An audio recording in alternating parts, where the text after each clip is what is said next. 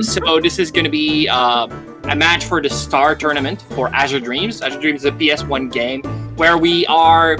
it would be a weird mix of like town building, dating sims, and dungeon crawling. But today, as a speedrun, we are only going to go into the dungeon crawling part of it. So we're going to get into that tower just behind that blue guy, and we are going to try to climb as high as we can in an hour.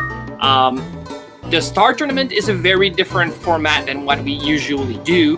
The big difference is all the veterans of the speedrunning community didn't have the right to compete this time. They became coaches that the newer runner could use to improve their game, ask questions and everything. And all the newer runners would then try to become the new star. This is exactly what we're trying to do here and decide here today. This is going to be a very hype match because these two runners, Resonaire and Dreamy, are both undefeated so far. So this is the last and final week of the round-robin portion of the tournament. And so at some point, you play against everyone in your group. So you're going to meet somebody else that's undefeated at some point, if you are.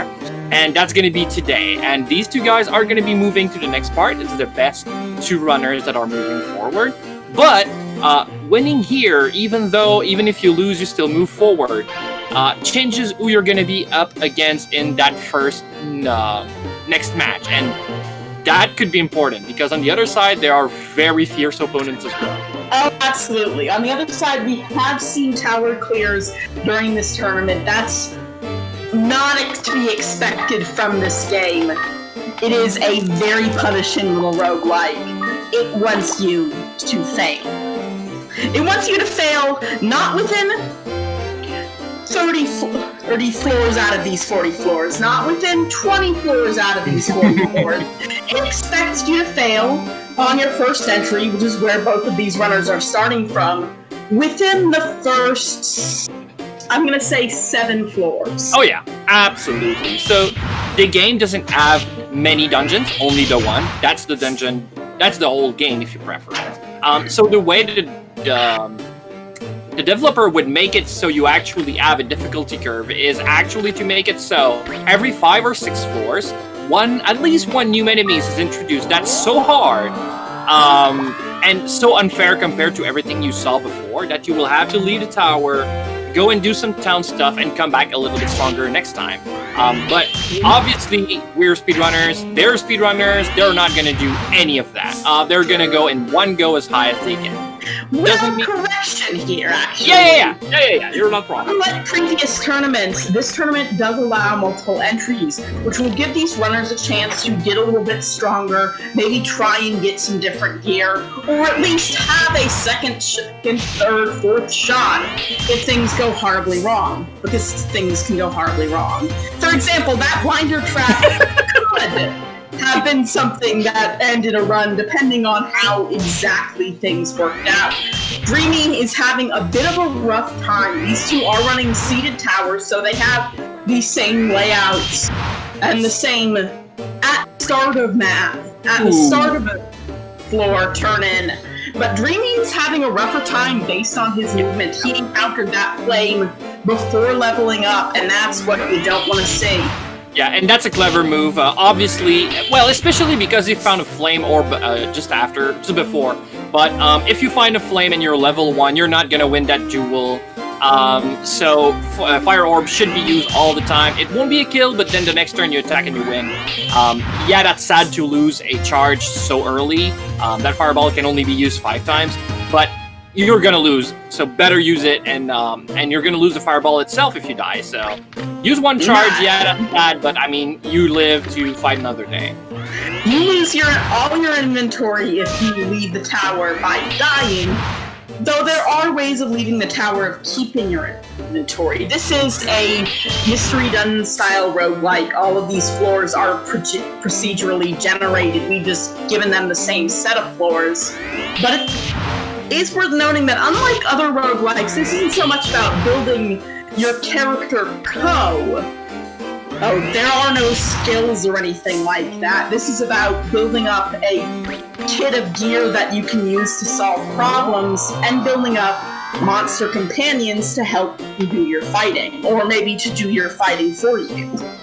Yep, you're absolutely right. In a casual playthrough, the two ways you would improve and become strong enough to actually tackle higher floor than the last time would be to improve one of your pets so that it becomes stronger. Your level reset to 1 after every run, but that's not true for your pets, so that's how we would actually tackle some of those challenges.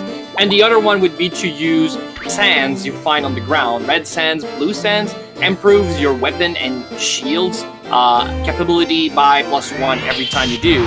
And you can improve them 99 times, so a weapon that would hit for 4 would then hit for 103. That's, a huge difference, and obviously that will let you climb the tower much easier than before. But of course, like Deme said, you die, you'll lose that gear, so you start back from scratch. Yep.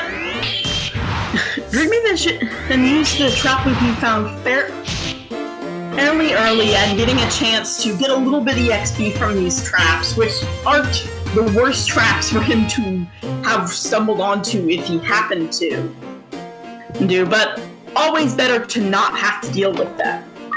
Oh yeah, absolutely.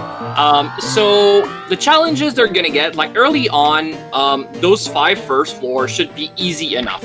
That doesn't mean that there won't be any bad situation happening, but unless some really, really bad RNG, they should be able to get out of all those situations by at least using a few resources. That's not gonna be too much of a problem. So they're gonna use that time to run around and look for items.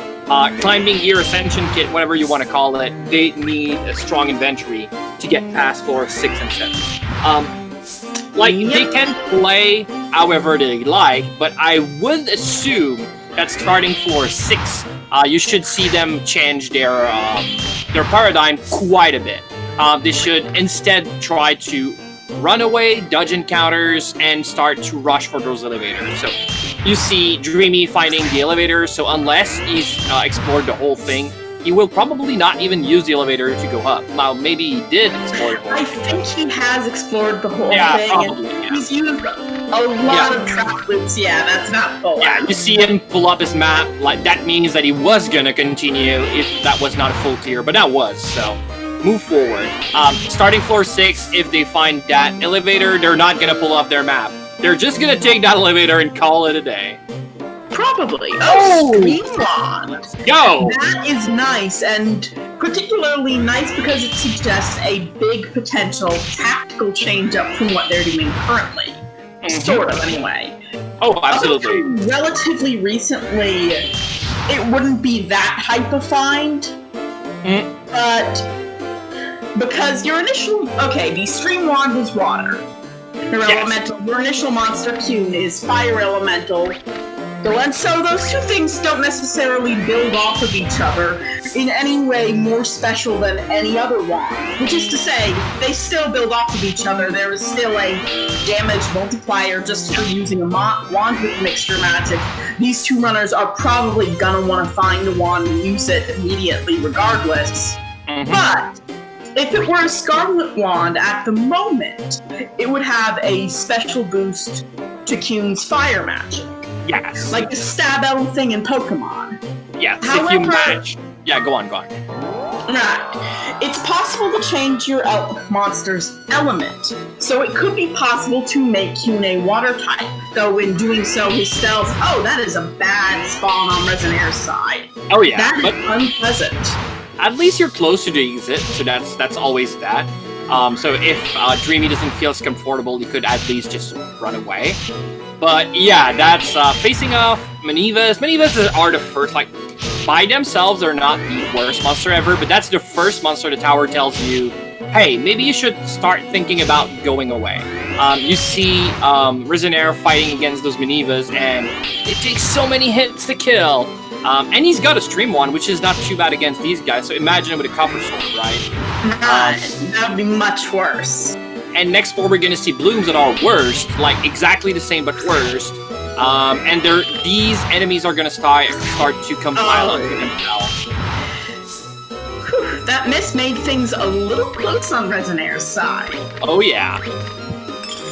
And Dreamy will be in that exact same room with the two Manivas and Balloon are just there, and I think call it today. Yeah, that's what I thought. But, that's Cyclone, though.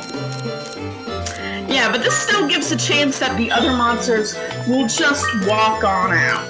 Absolutely. In terms of pure speed, that was definitely the play. Now, does the experience will amount to anything at some point? Maybe. But yeah, in terms of pure speed, running away from that room was definitely what you wanted to do. Right now, they're both on level 5, so that didn't make a big change. But yeah, probably that Resonaire will get to level 6 first. Yeah, that's more due to his initial lead than their handlings of the rooms. That being said, DreamyVision using a little bit of AI-1 strats. You can sort of manipulate how the monsters move based on a fairly strange turn order to gain a couple of extra hits just by changing your position and your monster's position with AI-1 on. Yeah, that's an abuse of 2 different mechanics, one of which is picking up your monster doesn't take a turn, only putting it down does. So you can actually make your monster travel 2 tiles in 1 turn by picking it up and putting him down behind you instead of in front. And also the fact that when you change their AI, it changes turn order as well. So you can abuse that to play last on the turn the enemy comes in, but then first just after it did. So these 2 things together makes you, you become able to attack 2 times with CUNY and then use Mixed Magic before the enemy attack once. Interesting that Resonaire is actually not going up on that lucky elevator spawn. He's taking a chance to look around on floor 6, even though it is bloom o'clock here. Oh yeah. Honestly, that's a very bold move. That is very impressive that he would go for that in such an important match. This is scary. If you want to see players being playing out of their minds, exploring 6 is not a good idea. But if there's a good item here, that could be the difference between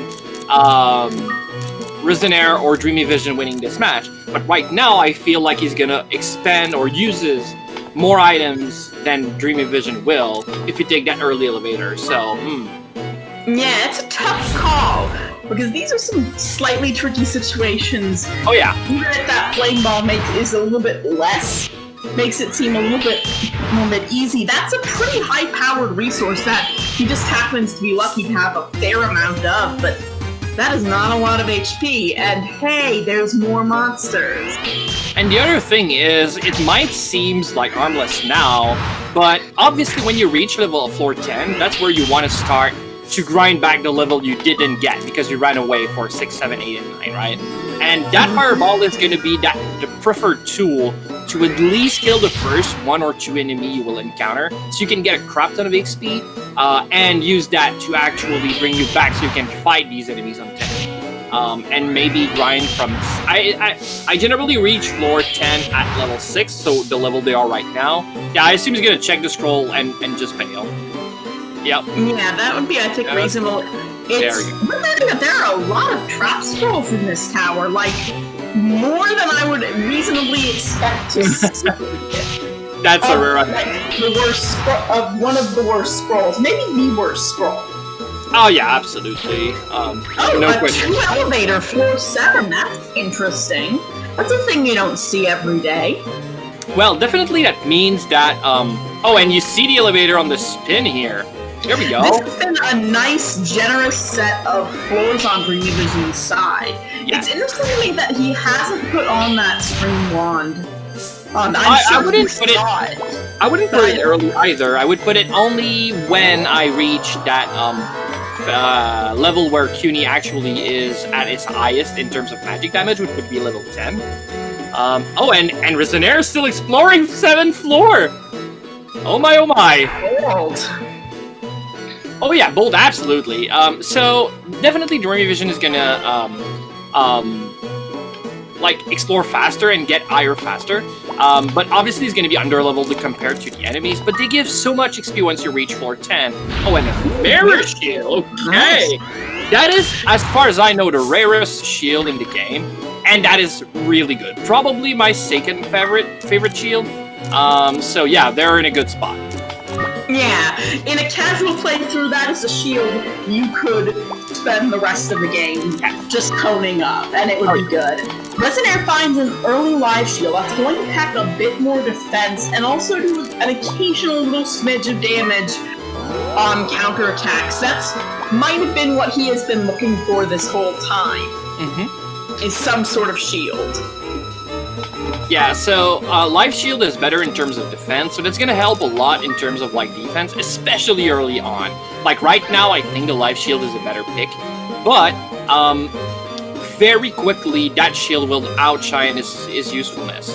Oh, those U-boats. Okay, so we talk about not fighting on for 6, 7, 8, and 9. The reason is U-boats.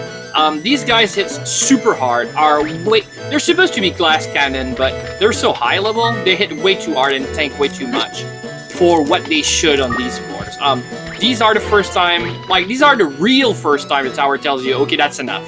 You've had your fun, go back home. And yeah, dealing with them is definitely a scary thing. Yep. They have some unusual AI tricks you can certainly manipulate for a little bit of security, but that might not be something that every runner can make work long-term, or any situation. Crit on CUNY is gonna hurt. Yeah, giving a medicinal herb seems like a very good idea here. Yeah. They're not necessarily, like, when you have them, they're not necessarily as strong as fighters as when you encounter them in the tower. It's definitely the fact you're encountering them so early that makes them really scary, and the fact that they go underground, obviously, is another thing. Right. That and their water elemental, and therefore you're able to outdamage them less. Like, obviously, volcanoes are stronger, but the fact that volcanoes are fire make them much less of a pain to fight.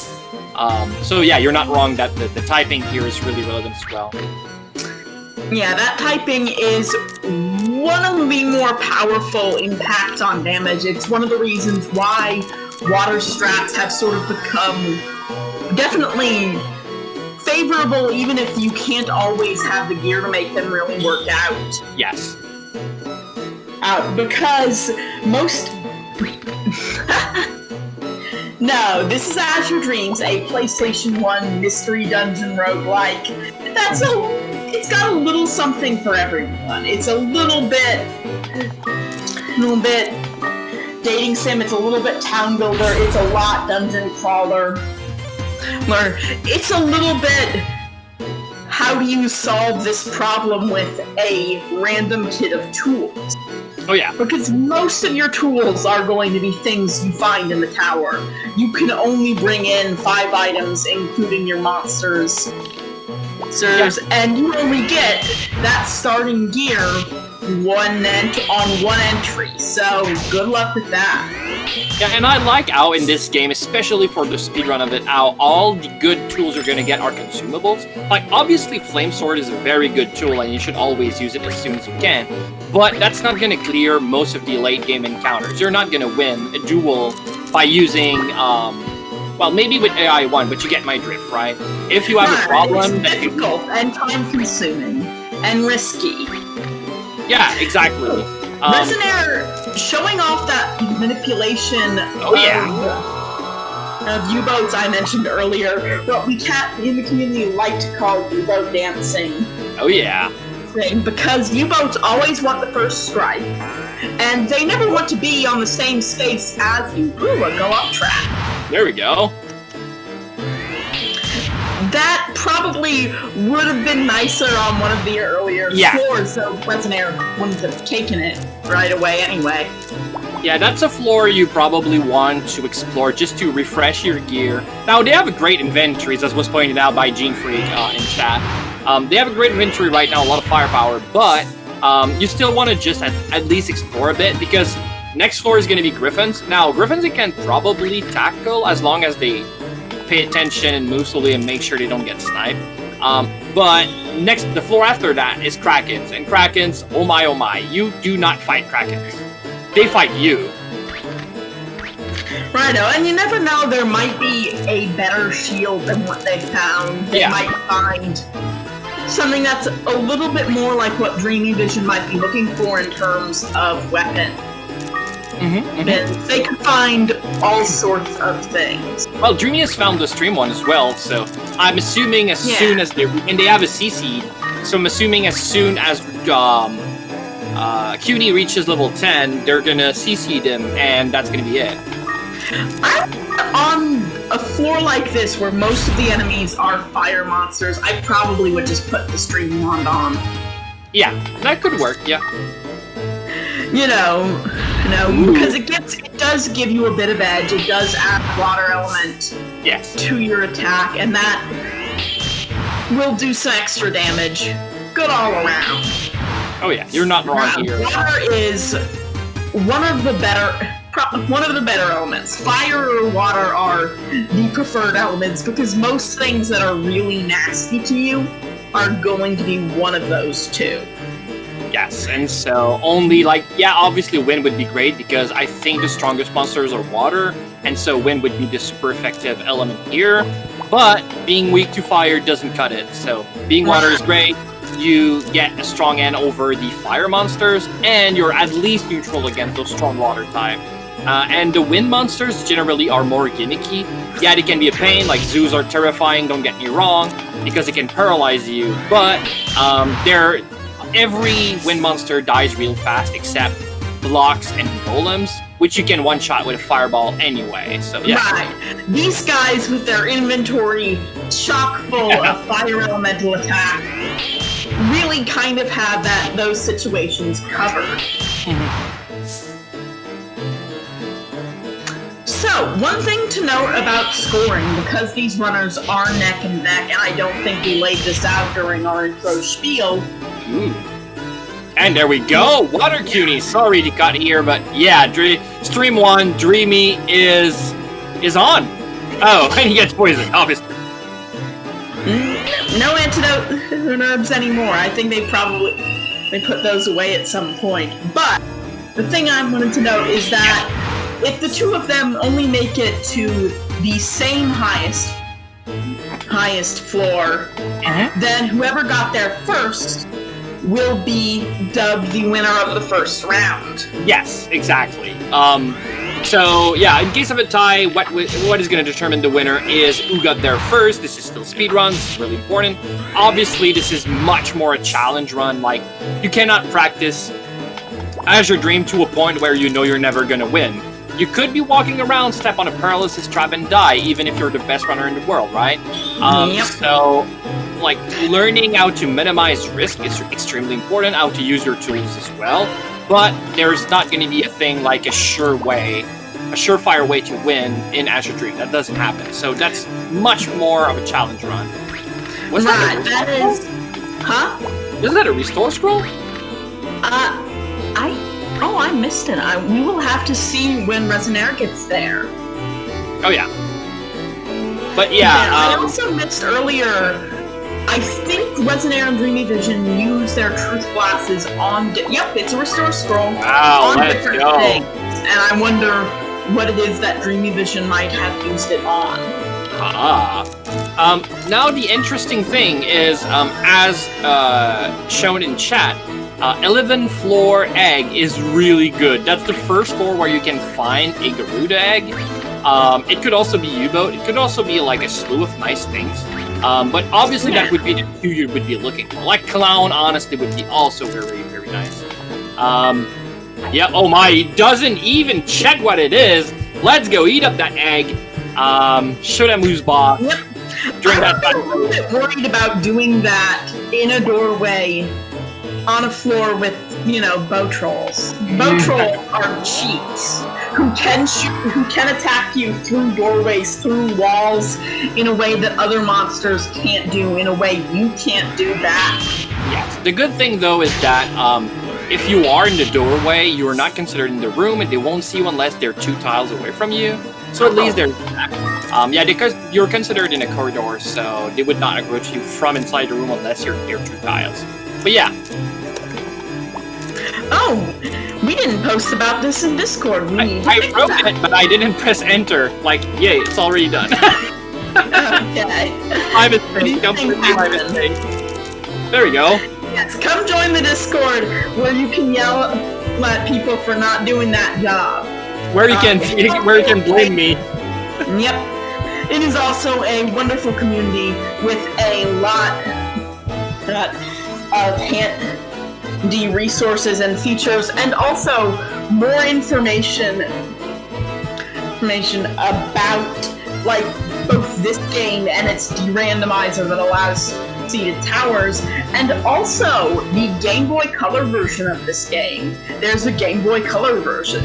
It has a lot more dungeon crawling and a lot less dating girls. Yeah, that's also very nice because the Game Boy Color community started to do a weekly races as well, which is really, really nice. Their community is starting to have enough members so that it's really exciting to race against each other. I can't wait to see more matches of that. But yeah, that's really cool as well. Yeah, that is a fun one. I remember, actually, I did have both the PlayStation and Game Boy versions of this game, because there was just nothing quite like it, and it appealed to me, who was starting to get into video games, and starting specifically to get into games like Pokemon, or like Harvest Moon, or like both of these things at once. What is this strange game? Yes. Yeah, it's got a very weird feel. Like, none of these elements, like the dungeon crawling is awesome, honestly. It's really, really great. The other two aspects, like the dating sims and the town building, especially town building, are very light. So me, I'm not the hugest fan of dating sims, but honestly, I really enjoyed that one because it was not too in-depth. It was not too overpowering. It's not the only thing you were doing in the game. That was more of some kind of a side quest. You're always like trying to improve your relationship with the girls in town, and trying to destroy yours with Ghost, obviously. It was important. But yeah, so it was really nice, like a good introduction to a very dating sim light. And yeah, the town building is very bare bone. Honestly, it's very nice to see that the town improves because you spend money on it, but the decision you make are almost irrelevant. So that's the sad part about it. Yeah, that is one of the things where if one were thinking, I would like to make an Azure like game, I will back your Kickstarter if you do this. What can I improve upon? I would say that's probably it, right? You probably want the town building to be a little more fleshed out than here is this prearranged list of buildings. You're going to do pretty much all of them. What part of town do you want this in? It changes nothing. Yeah, but if people were to make another Azure Dream Light game, that would be so hype, though. Yeah, I think that would be something that might be actually in a better place now that you see a lot more roguelike games than you did back in the day. A second tower or something. Yes, Steve. That'd be great. But yeah, okay, we've got some Kraken fighting right now. That's scary. Obviously, Water Cuny is going to be able to dispatch that, though. But yeah, that's scary, obviously. Garuda still hit arts, but you have fireballs for days. So, yep, just bye-bye.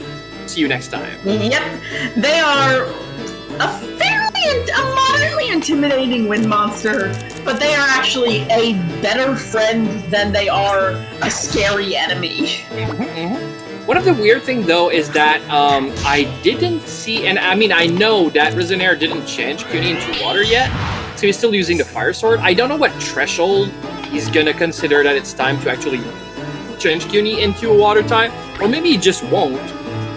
I assume the final. It's odd when he's I guess maybe he's looking for a floor threshold as opposed to a level threshold. Yeah.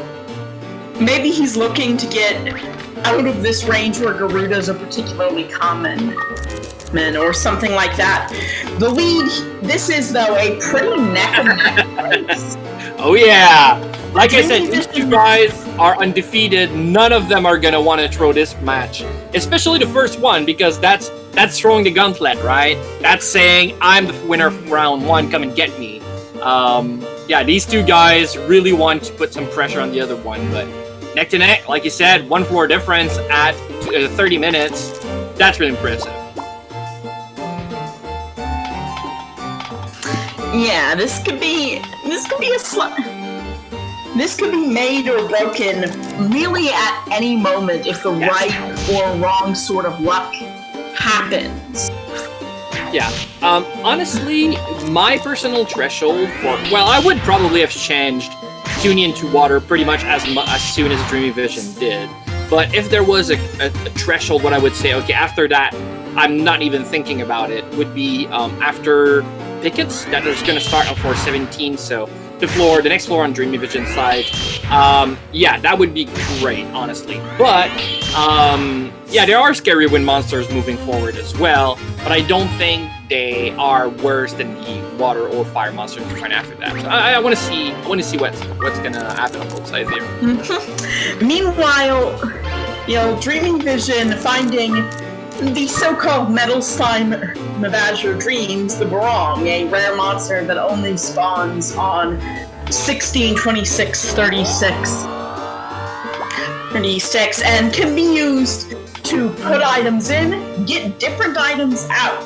And the rarity checks for that are broken, and oh, I did not see that there was an egg on this floor 16. I want to see what that egg is. I see in chat that Trevor has actually spoken the name of the game that shall not be named. If there is somebody in chat that could ban him forever, please, that'd be really appreciated. Thank you.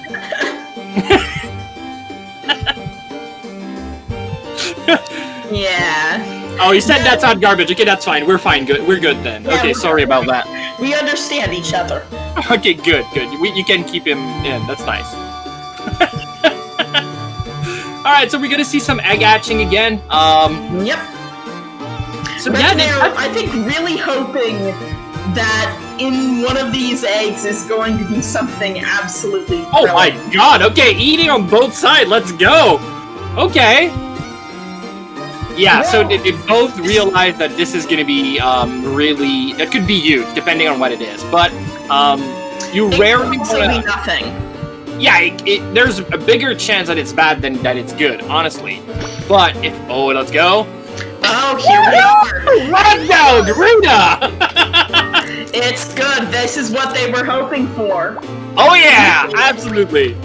Garudas have a special ability. It is mostly a duct, but here it's got a different spelling due to the name, due to how the de-randomizer changes Ko's class title, yes. I guess the best way of putting it. Yes. They're both going to hatch it, and how it works is it has the magical ability to teleport you willy-nilly throughout the map. Oh yeah. For very cheap. The exciting part that the community realized after a while is that this is very cheap. Mm-hmm. Yeah, so that was a Baldwin that realized that for us. We were playing New Game Plus. That was a new category at the time. Train one, wow. That's not as good in this particular set of circumstances because we don't have time to train it up as the name implies. And also, teleport. And there we go. Dreamy uses Garuda, ends up in the room with the teleporter. Resonaire, what are you doing? Oh, I think that was a mistake. That was probably a mistake. Oh my. And poor Resonaire. I will be able to... He didn't bring that monster back. He did not bring that Garuda home because, it has no attachment to it. Oh, that's true! Oh, that's the worst! He loses the Garuda! That's the worst part! Oh, I forgot about that! Oh, I think it's probably an input error. Yeah. That he's taking the time and choosing the longer dialogue option. This is probably the part where he goes, oh, alright then. Oh yeah, I think that's a good moment to talk about the fact that the big... Oh my! I was gonna say, unless Dreamy loses, that's commentary curse as the highest you've ever seen. I am so sorry, Dreamy. Oh my! And Garuda won that battle. The worst case scenario, when you have a Garuda, is being separated from your Garuda. He does have that scroll, doesn't he? And Garuda's dead. Okay, he's got one restore scroll. We saw that earlier, so he should be fine. But yeah, that's scary. So one of the scary thing about the Garuda, the other scary thing, and I'm not even sure I want to talk about it because I might curse him again, but is that when you teleport, it can teleport you into melee with another monster just before that monster's turn. So it could be that you teleport and then either your Garuda dies or you die. and you have no time to react to that. So that's generally how Garuda runs ends, because anything else that's thrown your way, you'll be able to just teleport away from it. That doesn't happen often, but I mean, it doesn't need to happen often, because once is enough. Sometimes you'll teleport melee with an enemy, and it'll be after they moved. Very weird turn order again. But yeah, I see. I entirely understand the turn order, but I'm also going to give Resonaire a round of applause after climbing so high and spending a lot of time and getting so lucky, and then you misclick and it's gone. It's all gone. I think that getting back up and going, okay, I can get higher than that. I need to try to get higher than that is impressive. That is an act of courage. Absolutely. It's hard to not be tilted after such an event. It did happen to me once where I used a wind crystal instead of dropping it after a barong use, exactly the same as he did, so I totally understand. I'm surprised it even picks up the wind crystal this time. But yeah, it happened to me once during a run that was terrifying and so sad, because I cannot play re-entry. If I go out, I lose. So yeah, that was bad. So having the courage and the willpower to go at it again, knowing that your opponent probably got that Garuda, and he did. Yeah, that's gonna be rough. Interesting that he is choosing to take the time to fight these wee dogs. I guess because he is in the room with the elevator. And the wee dog throws the meats, which we don't see too often. But yeah, let's go. Weird thing for them to decide to do, but that is their special ability. It is not very useful as these things go. Yeah, if you go with an AI where CUNY can attack, like AI 4 or 5, he will stop doing whatever he's doing and run for that meat, which can mess you up, obviously, very badly. But as long as he's on an AI where he waits for your command, he's not going to do that, so you're totally fine. Also, you can grab the meat and feed it to CUNY. I think it's worth 10 MP, if memory serves. So that's obviously a decent amount of MP to get back. Anyway, I think Dreamy decided to stay and fight, both because water cunes have a bit of an easier time. Oh, it's a free MP recover. Good for that. I think it's 10. Nice. That's pretty good. Most things that aren't a pita fruit only grant about 3, unless the monster has some sort of special trait that lets it eat something and like something other than pita fruits. Oh yeah. So, I was not the biggest fan of Resonaire not turning CUNY into water and having a stream one. Well, he's found a Scarlet one, so now that makes a lot more sense. That Scarlet one is going to be a huge improvement to his magic power. And now that's just a question of preference, like if you prefer to be fire or be water. I prefer water, but honestly, the argument for preferring being fire is a very good argument as well. So that makes a lot of sense. When he only had the stream 1, I wasn't so sure, but now, obviously, Scarlet 1 is going to do wonders for him. Oh yes, and there are seeds that will do the job scattered throughout the tower. He can change it up when he feels it would suit him. Yeah, like Steve said in the chat, he did bring the CC with him, so he still got it, so that's fine.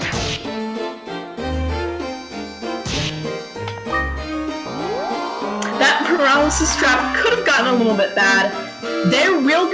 He will now have a different layout from DreamyVision's. If DreamyVision for some reason unfortunately left the tower and came back in, they would have the same tower once more, but at the moment, they will be running different towers. The seeds do keep like that, I guess would be a good way of putting it. It remains seeded across multiple runs, because Programmer is a wizard.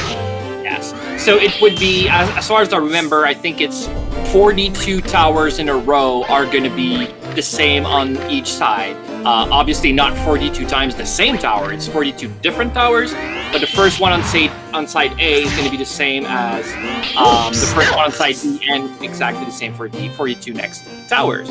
And, 32, sorry Steve. But yeah, again, even if they would enter the tower, die, and go back in, I'm not sure they would have enough time to explore 33 towers just because of the loadings and everything. Right.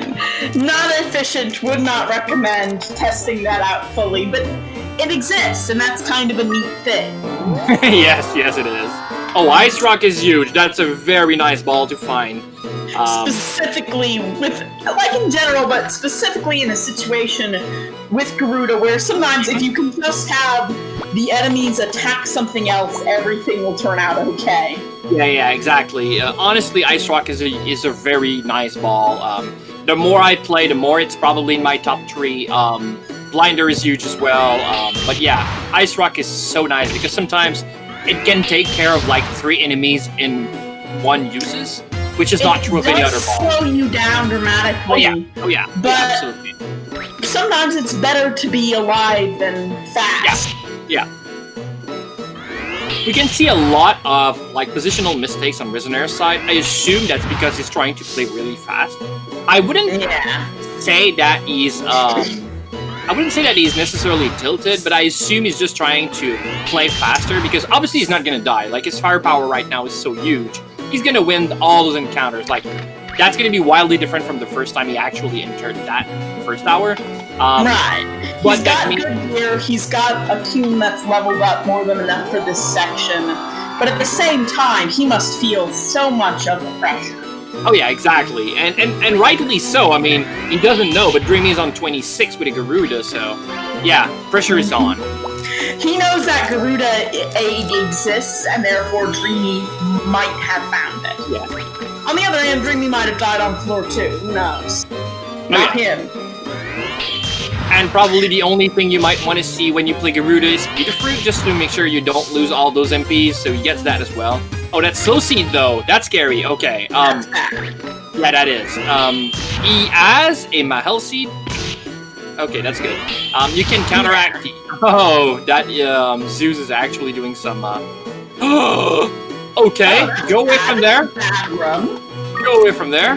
Much better. I think he saw the elevator on that abduct that carried him across. Did he go up wildly slow, though? No, it wore off a little bit ago, I think. Oh, okay, nice. We didn't fully see the text box, but I saw a text box appear that I think was that. Yeah, that probably was that then. Alright, makes sense. Yep, just making sure that zoo is not a problem. Move around, and there we go. 28 at 42 minutes. That is very fast. Obviously, Garuda is helping a lot here.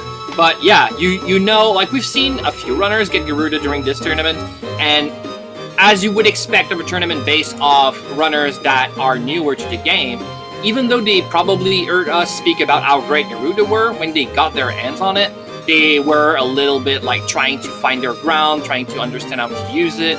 It may seem simple, and it kind of is once you know, but when it's the first time you actually get your hands on them, like realizing you can use R2 plus triangle to get into the menu quicker and stuff like that is not something you might be used to. Dreamy knows about Garudas. He's been doing that for a long time. He's been participating in older tournaments. So yeah, I like seeing Dreamy just like flying away. Ducks. Yeah, you're gonna happen to have some bad ducks once in a while. That's just gonna happen. But you just keep going, zoom, zoom, zoom! Yep. It is worth noting that basically Abduct, like many things in this game, does not come with an instruction manual. Yeah, exactly. Ooh! There's going to be a mana wave. There are things you can do to check, and that could have been really bad. Oh yeah. One of the other danger of using Garuda is you're never gonna fight anymore, because why would you? That's slow, right? And if you're not gonna fight, you're not gonna level up either. And what's gonna happen is, like it's happening on Dreamy's side right now, he is 13 level below the floor. I'm not saying you should always be on the same level as the floor, like that's not realistic. That's just not a manageable state of affairs unless you're playing casually and this is your 19th run. Yeah. But you probably will be like a few levels below, but 13 is a lot, is my point. And to that extent, it means that the higher he climbs, the stronger the enemies will become, but that's not true for him. So at some point, he's just going to get one shot if he missteps again. So that one was harsh. It hit hard. Oh my, that room is scary. Oh, that room is scary. It's got the elevator. It's got the elevator. He's gonna take a hit, but he can take it. I think I would have done it as well. Gerudo, don't die. Yeah, it's done. It's gone. Yep. So now DreamyVision is once again back using his own feet to get him around. But that's the scary part because... That is powerful. Yeah, but that's scary because, like I said, he is now at the level of the floor. That is not... Like, that CUNY is not strong enough to carry him. Like, he's got balls for days, so I assume he could probably use that to wander around for a bit, but he's got 10 floors to clear with that inventory. It's a good inventory, don't get me wrong, but that might not be enough. Yeah, especially if oh no! I think that's the end. Yep, there we go. 66, and that's the end. Jesus! Alright, there we go. Wild. The old last couple of... So, killers are not misnamed. They are named with maybe more accuracy than literally anything else, because nothing else is that honest with you. Yeah, honestly, that's really scary. Now the question becomes, is Resonaire able to clear 30 in the remaining 14 minutes? So there is a hard timer on the run. Generally, the two cutoffs would be either the first time you die or the full hour. Now we removed the first time you die thing from this tournament so they can re-enter. You already saw that in action. So it means that the only cutoff for these matches are the full hour. So there's only 13 minutes and a half left for Resonaire to clear that floor, get to floor 31, because 30 would not be enough. DreamyVision got there first. Wow, that's gonna be scary. I don't know if Resonaire can do that. I think that is very unlikely. Always worth a shot. You never know what can happen in Azure Dreams. But particularly because he doesn't know how high the number is, he might try and go for something reliable but not as high, and that could end up spelling his doom even if all the other stars align. Yeah, but I assume he's going to try to go as fast as he can at this point because, like we said earlier, Gerudo was in play, and he knows that if his opponent got anything good, it's really, really good. Yep. Actually, he probably is waiting on us to tell him, well, you lost Dreamy Reach 40, because that's obviously another cutoff. If somebody gets to 41st, the other one cannot get to 41 before. That cannot happen, right? There is no 41st before, right? Oh, okay. But yeah, 10 floors away from the clear is possibly, very possibly enough. I'm not saying Resonaire cannot clear, but he's gonna have to pick up that pace real fast. Yep. And I just don't think that feels like a secure enough route for him to necessarily go all in, pedal to the metal. And even if he does, the metal might not be there for him to put the pedal to. The tower might just say, yeah, no, you're not going fast, sorry. I would still like to see him find it out. I would still like to see how far he can go. Yeah, exactly. 12 minutes is still a decent amount of time. The fact that you're on second entry and have a powerful CUNY, at least, still for a bit, is going to be huge. Like you see, that Troll's Bowgun on level 7 should be scary. They are absolutely getting wrecked. But at some point, like probably Kraken first, and then probably Arachnids and stuff like that, yeah, that you're not going to be strong enough again, and that might slow you down. So yeah, he needs to take all the elevators he sees. Plays as if there was no tomorrow, because maybe there won't be. Well, there will be, because this is a best 2 out of 3, and so he still has 1 to 2 match. He still has the ability to force it into a tiebreaker, even in the worst case scenario for this round. Yeah, and obviously that's normal. You see DreamyVision not go for another round. He had 14 minutes when he died on 430. He was not going to beat that score, and I understand that. Sometimes you just want to keep your energy for that second match instead of just trying a second climb and get tilted because bad stuff happens during it. That 30 is definitely enough to win you a match. So I understand that if you clear 34 in 40 minutes, that the remaining 20 you get, you probably won't get 31, right? Yeah, I think that would be very unlikely. That would be very hard. And 30 is such a good pace that if he hasn't already lost, he might not lose. Yeah, exactly. Wow, okay, that's a race. Honestly, that's a very crazy race. And imagine if Resonaire didn't actually get the hiccup with the wind crystal. We're gonna have to talk about that in the interview at the end, but like that's 99% sure that was a mistake. Like I don't see why. Yeah, absolutely. Yeah. Absolutely. That is one of those things that I think will probably sting for a while. Oh yeah, but the question is, don't get tilted for match 2. Like match 1, make it so it's in a bubble. It happened. Yeah, good. Move on. But I don't know if Resonaire is the type of guy that can do that easily. And I know that once I get tilted, it's hard. I know DreamyVision is the same. We're really similar in that fashion. Is we might not tilt that easily, but once we do, that's really hard. Like once you start to feel like you're not in your best game, that's rough. Is that another Garuda Heg though? It could be. Who knows? Oh. Hatching it would take a long time though. Yeah, that's a hard investment to not. If you found a truth glass, that would be worth looking into, worth taking the time to use it on, but other than that, I'm not sure what would be quite worth it. Yeah, and I agree that even if it is, like, the amount of time you would get to use it, but if it's not, it's stupid. It's so bad. Yeah, I think you just move forward. I think that's a reasonable assessment of risk here. Yep. Of course, you know, the important thing to remember, or at least, hello, people from SpeedGaming 3! Welcome over. We are heading towards, the players do not get to keep the items from the first round in the next. For one, because as we're not necessarily linking this to a wind crystal. For another, we're treating each run as if it were the start of a new any %. Yes, exactly. That's a new game. That's from new game every time. Yes. That's even a different seed, so they're gonna have to take a second to change seed in between the runs. So it's gonna be still seeded tower, but it's gonna be a new seed. And it would be very rough to know that you've lost round 1 and that your opponent starts with a better equipment as well.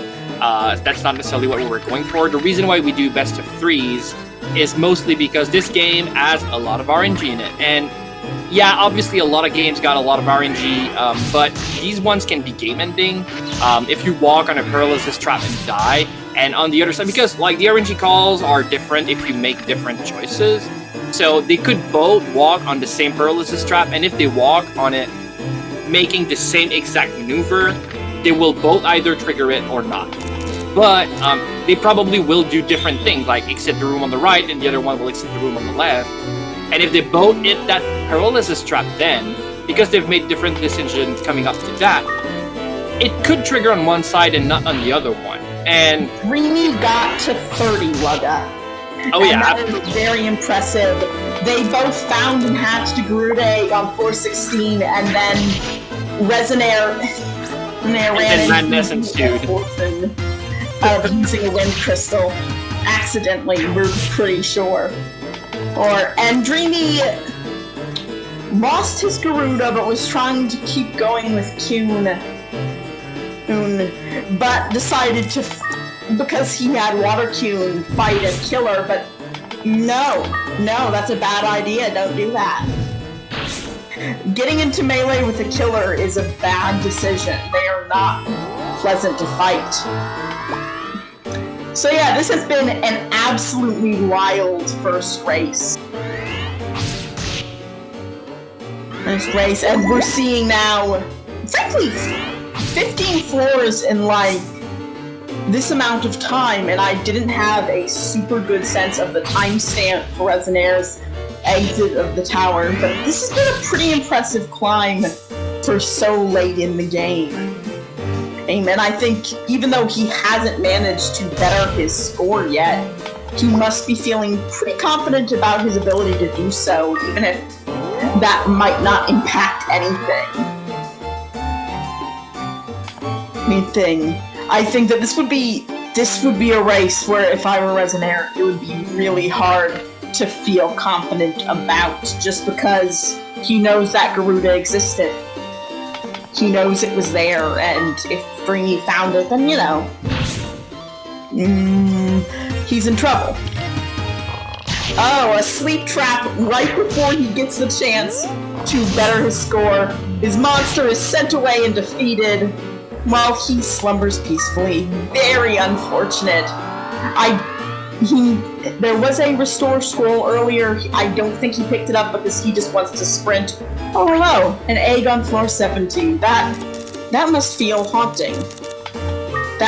Oh, he did pick up the restore scroll. Or rather, he picked up a different restore scroll. This has had a lot of restore scrolls this race. No, there was a second restore scroll that he didn't pick up. Probably because he already had one. But he does not bother taking the time for that egg. He has now at least improved his score. Or even if, like, 13 floors in 5 minutes, 4 minutes, is pretty unlikely. He doesn't know that, for one. But being able to at least get up higher with less time is nice. That's gotta feel pretty good. But if nothing else. Because sometimes the best you can take from something is, I didn't let the tower get me down. So 12 floor to go in 4 minutes. That's gonna be rough. Even just in loading times, I assume that would be. Even if you found elevators all around, it could be rough. But that's, like you said, a very impressive attempt. Like, just going back after what happened and reach floor 18 in and of itself is definitely a thing. Yeah, this has been a pretty fast and furious climb, and he has at least gotten better than he got in his first run. Yeah. Unfortunately, everything is still coming for him. This doesn't look to be a big floor, which means that everything is just sort of going to pool directly in his face. So you might get the chance to find the elevator quicker. But yeah, that Arachne had something to say about it, but the AI1 strat is so huge. Let's go. Wow! 7 of those things have to be Manoivas. A lot of copper coins. An amount of them has to be, yes. Luckily for him, it wasn't the one right next to the elevator.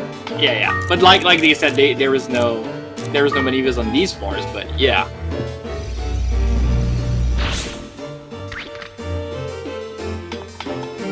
Oh, huh. I am not always super clear on exactly when the Manoivas end, and so the instinct from running. Oh yeah. Even if I know that there is no Manivas on a floor, if I see too many of the same items close to another, I'll stop and think, and then I'll be like, okay, I'm fine. Oh my, that's the bodyguards? That's the picket bodyguards. Those are the tugs. Yeah, that is an unfortunate set of picket. It's right there blocking his way. Taking his things. Oh yeah. Yeah, these are scary. Picket steals your inventory if they reach a SCO, so generally what you would want to do is put Cuny in the front, but obviously that's slow, and I assume that's why he decided to go in front and deal more damage. Oh, even Cuny ran out of MP. That is unfortunate. He doesn't have much he can do. Give the balloon bag. Oh, that's right. Yep. Eggs can in fact be used just like a pita fruit, and that balloon bag isn't good for anything else. I don't know. Does he remember that? Yeah, exactly. The point is, does he even know? But yeah, I think he doesn't. He just bags Cuny here. Yeah, feeding an egg to your pet restores 50 MP, with one exception, which is the New Yale, that is described as being a vegan monster, and so it doesn't eat egg. And yeah, it will just refuse to eat the thing. But every other monster will restore 50 MP from eating an egg. Actually, I think dragons doesn't eat egg either. But I mean, you don't care because they eat coins, right? Right. If you're dealing with the dragon, you don't really care all that much. Oh, I think he tried to use that pillar ball in his hand and it didn't work, maybe? Ah. No, it was just a weird little thing. A weird thing happened there. I don't entirely understand. Oh, anyway, we're coming in. It's nice, and that is our hour. They will be resetting to the next seed. DreamyVision has the first win of this best of 3, and we will go and set up for the second round. I will be right back. All right, we're gonna set them up for second seed. They're gonna reset quickly, and they're gonna sit on the seed screen so we can compare what they should be adding to what we have.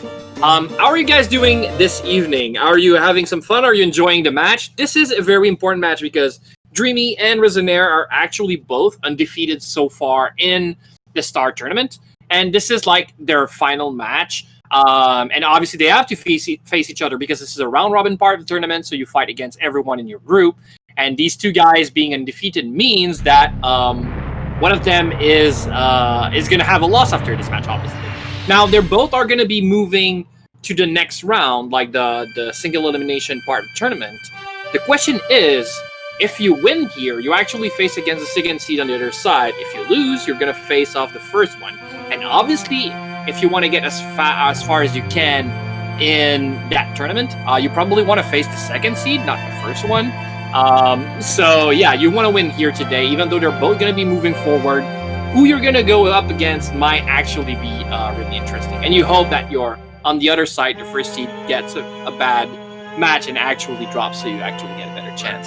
But yeah, these two guys are going to be setting up for the second match. I can't wait to see. DreamyVision gets the first point, but I mean, we saw that Resonaire got what it takes to actually win the match as well. Yeah, they both are coming into this undefeated.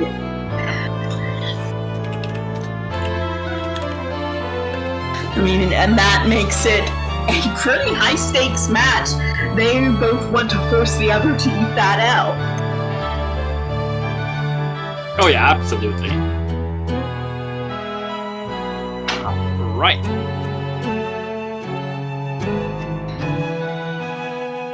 Yep.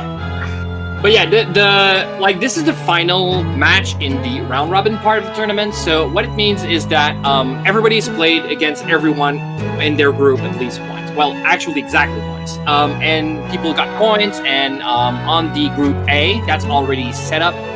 We have Chai as the first seed and Razor Flame Kun as the second seed.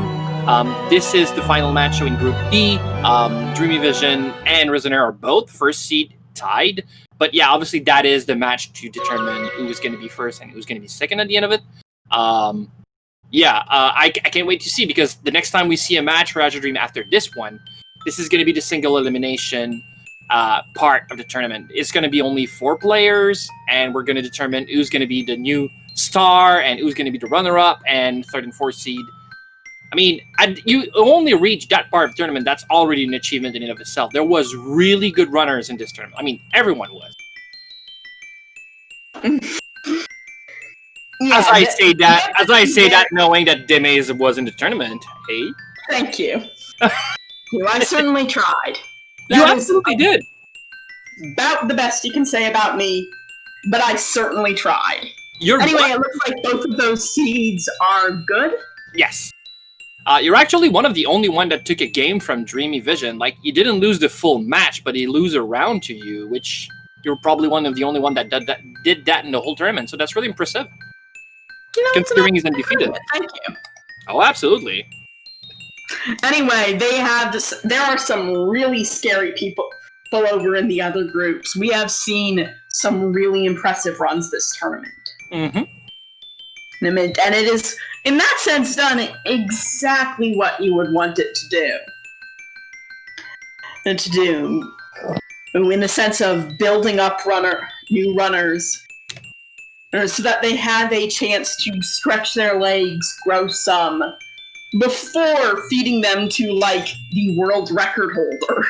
That sometimes could happen in like a more open tournament. Though I expect we will see more regular open to the whole field tournaments with a bigger field, and that's really high. Yeah, I can tell you right off the bat, since I'm the one making the tournaments. The next tournament is open for everyone, and the goal was definitely to have more people in the next open-ended tournament. So, making the Stars tournament as shown who are the next people to look out for, and yeah, I hope that most of them are going to actually join the next tournament as well, to see how they fare against those veterans that hasn't had any real good practice in quite a long time. So actually, you know what? Those stars could surprise you. Yep. And of course, anyone watching here who thinks they might like to run Azure Dreams, do. It's a fun game to run. While it is in some ways very unforgiving naturally, there's, I think, a lot that could be said for how forgiving the community has attempted to make this. We have, for example, categories for things other than completing the game, for getting to floor 10, for getting to floor 20, for getting to floor 30, in the name of keeping the boards, or rather from keeping runs that don't make it, which is to say, most runs, from being kind of total washes. But there's also just a general lighthearted spirit of play of things where the tower sometimes just says no and there's nothing you can do about it, and you kind of have to learn that that's okay, but that isn't an indictment of you as a runner. Oh yeah, absolutely. That sometimes it's just like that. That's one of the first things that I did coach some runners during the preparation time for this tournament. That was the idea of the tournament. Every runner that was considered a veteran and could not be taking part in the tournament could be used as a coach. And I did a few training sessions with a lot of runners in this tournament. And the first thing I realized is runners were going into speedrun.com and look at the leaderboard to see what the world record is. And if you know anything about the world record, it is absolutely crazy. It's just a very impressive run with a lot of luck implied, but obviously good plays as well. It also uses a glitch entry, which means that you don't get to see this scene when CUNY speaks to you, and it skips the whole tutorial inside the dungeon, which saves a lot of time, but it also means that you never actually recruit CUNY, so you run alone.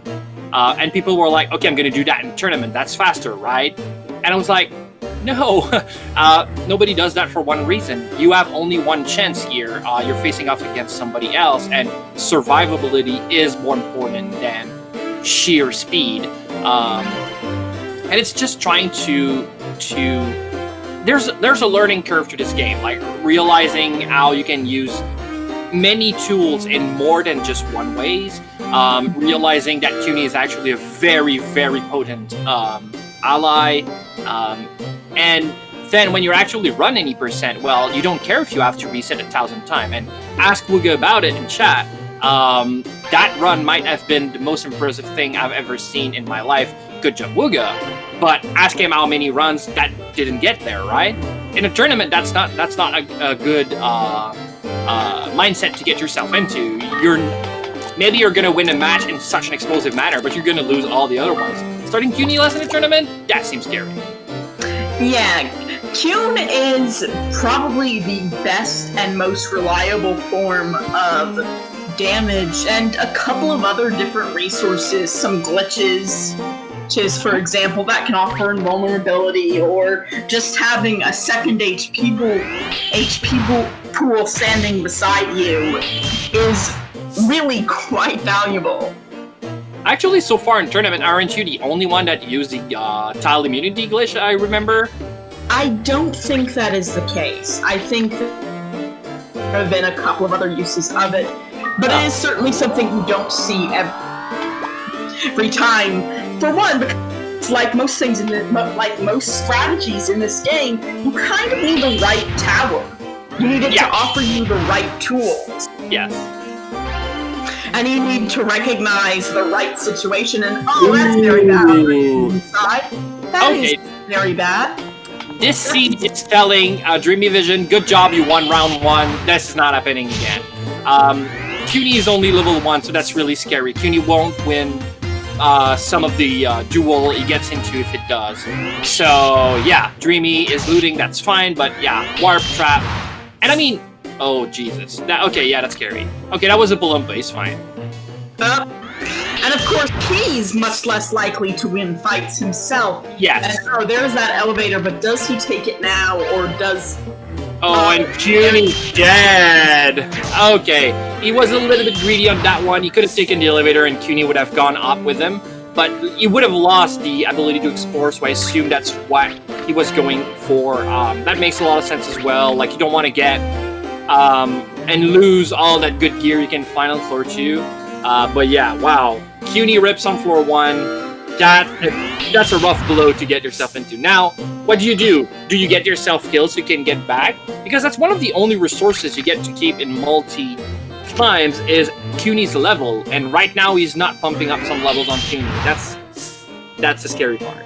Right. I think what I generally say is to start looking for a wind crystal and maybe be ready on the trigger for that. Mm-hmm. So you wouldn't want to lose those items, right? Right. That's really bad. He may not get a choice here. He might not get a choice about how he leaves the tower, whether he goes to the tower's own layout really helps him out here. And he's gotta hope that he will be able to survive to something. Whether that's to a good floor, whether that's to hit a point where he can really recover from losing one of his best resources. Yeah, so running CUNY less is not only bad, though. There are upsides to that. Not necessarily that CUNY prevents you from running away, but the mindset you're in when you have CUNY and you're able to fight is that you're gonna fight some encounters, get some HP, but that's definitely slow. As we said with the Garuda last run, running away is faster. You don't want to lose 2 or 3 rounds about seeing animations about people fighting. So running away while you're alone might not be as efficient as the Garuda running away because you teleport, obviously. But it is going to be very, very fast.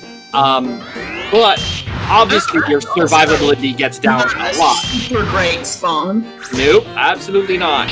Luckily one of them is still asleep, but yeah. Certainly not very pleasant situation to be in. Shifty Sloths, I assure you I'm gonna do at least one during, like, they come out even when I don't want them to, so don't you worry, that's gonna happen. He's done a good one when they got those. Yes! True that. You know, but in terms of learning what to do with items, for example, that malicious troll DreamyVision found is a perfect example of an item that you kind of have to learn what it's good for. Because when you just get it and, like, use it like you would anything else, it's terrible. Yes. Yeah, a lot of items you can actually throw at enemies, and they do their effect, but to the target you throw them at. It's very, like, it's something that we take for granted, but the first time we all played this game, let's be serious with ourselves, we didn't realize that, not early on. So there is also, like, that might be a little bit more confusing, but there is a give option in the menu that lets you use your items on CUNY. So you would not actually think that you can throw them at him, but it works as well. And obviously it works on enemies once you realize that. And some items have different effect depending on if you use them on yourself or on an enemy. Oldie Scroll would be the best example. Everybody, like, you would not try to experiment with an Oldie Scroll. It makes you invulnerable for a few rounds.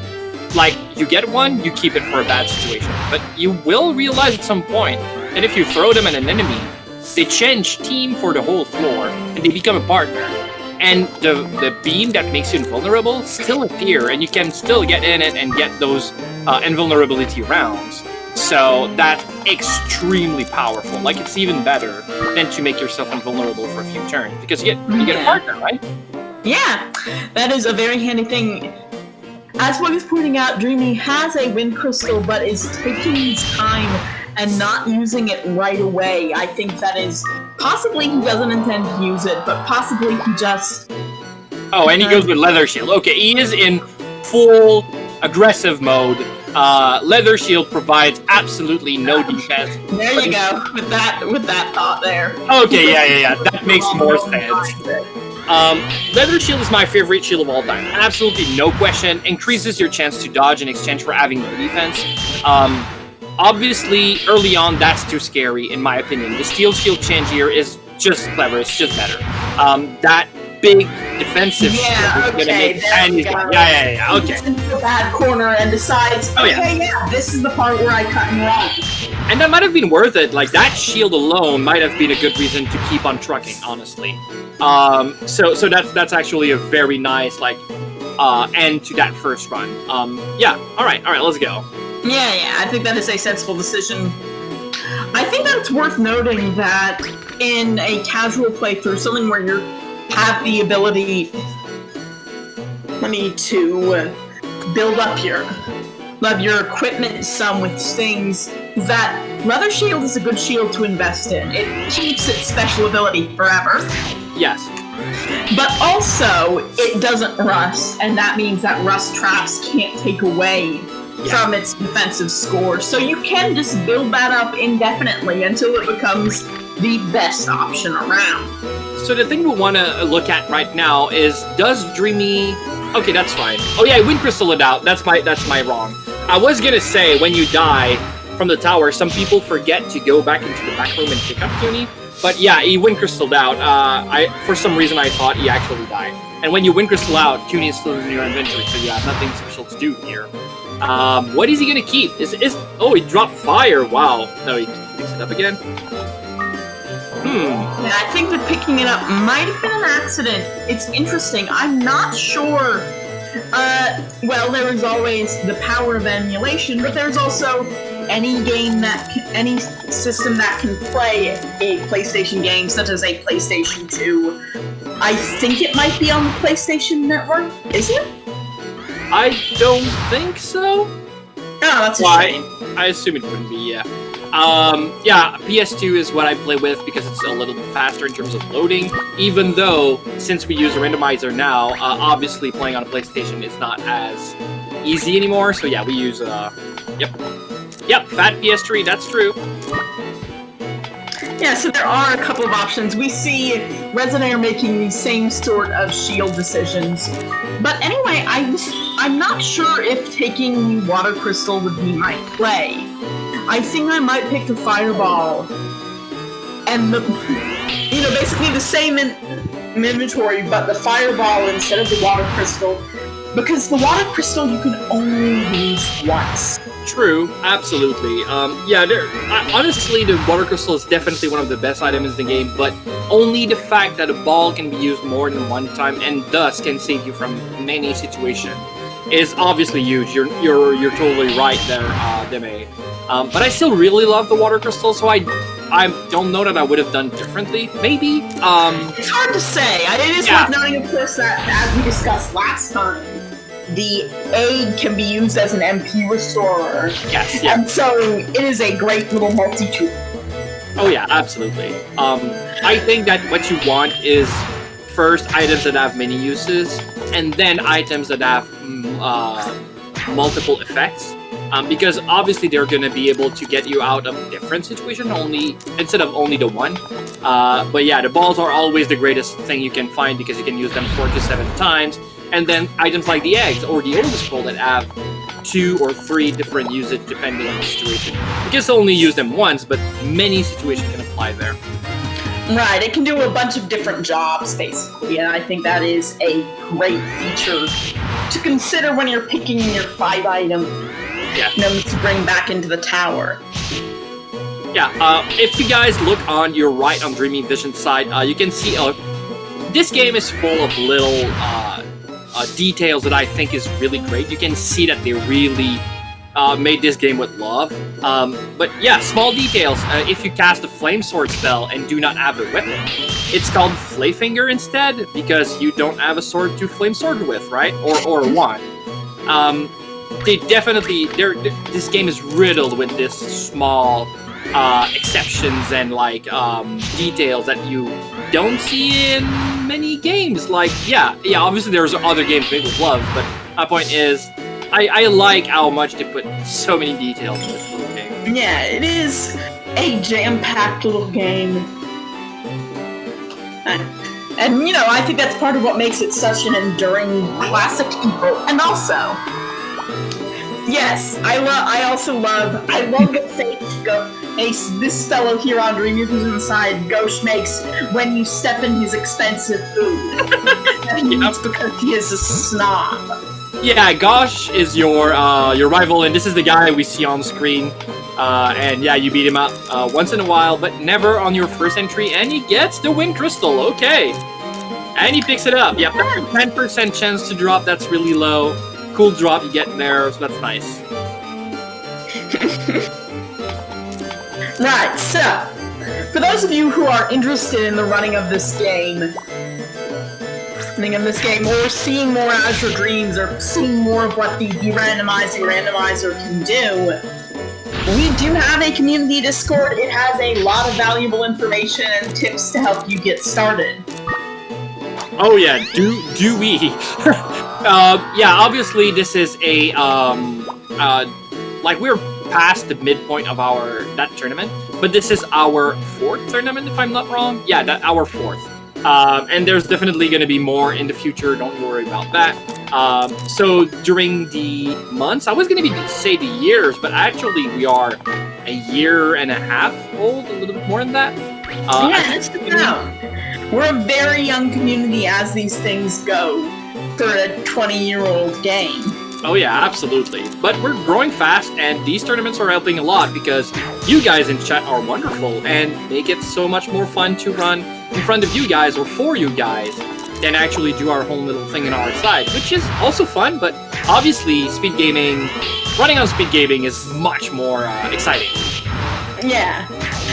Contrast, man, and it is who can get to the highest floor in an hour. We would like to see them race to the top, but this is Azure Dreams. There is no assurance that such a thing can happen.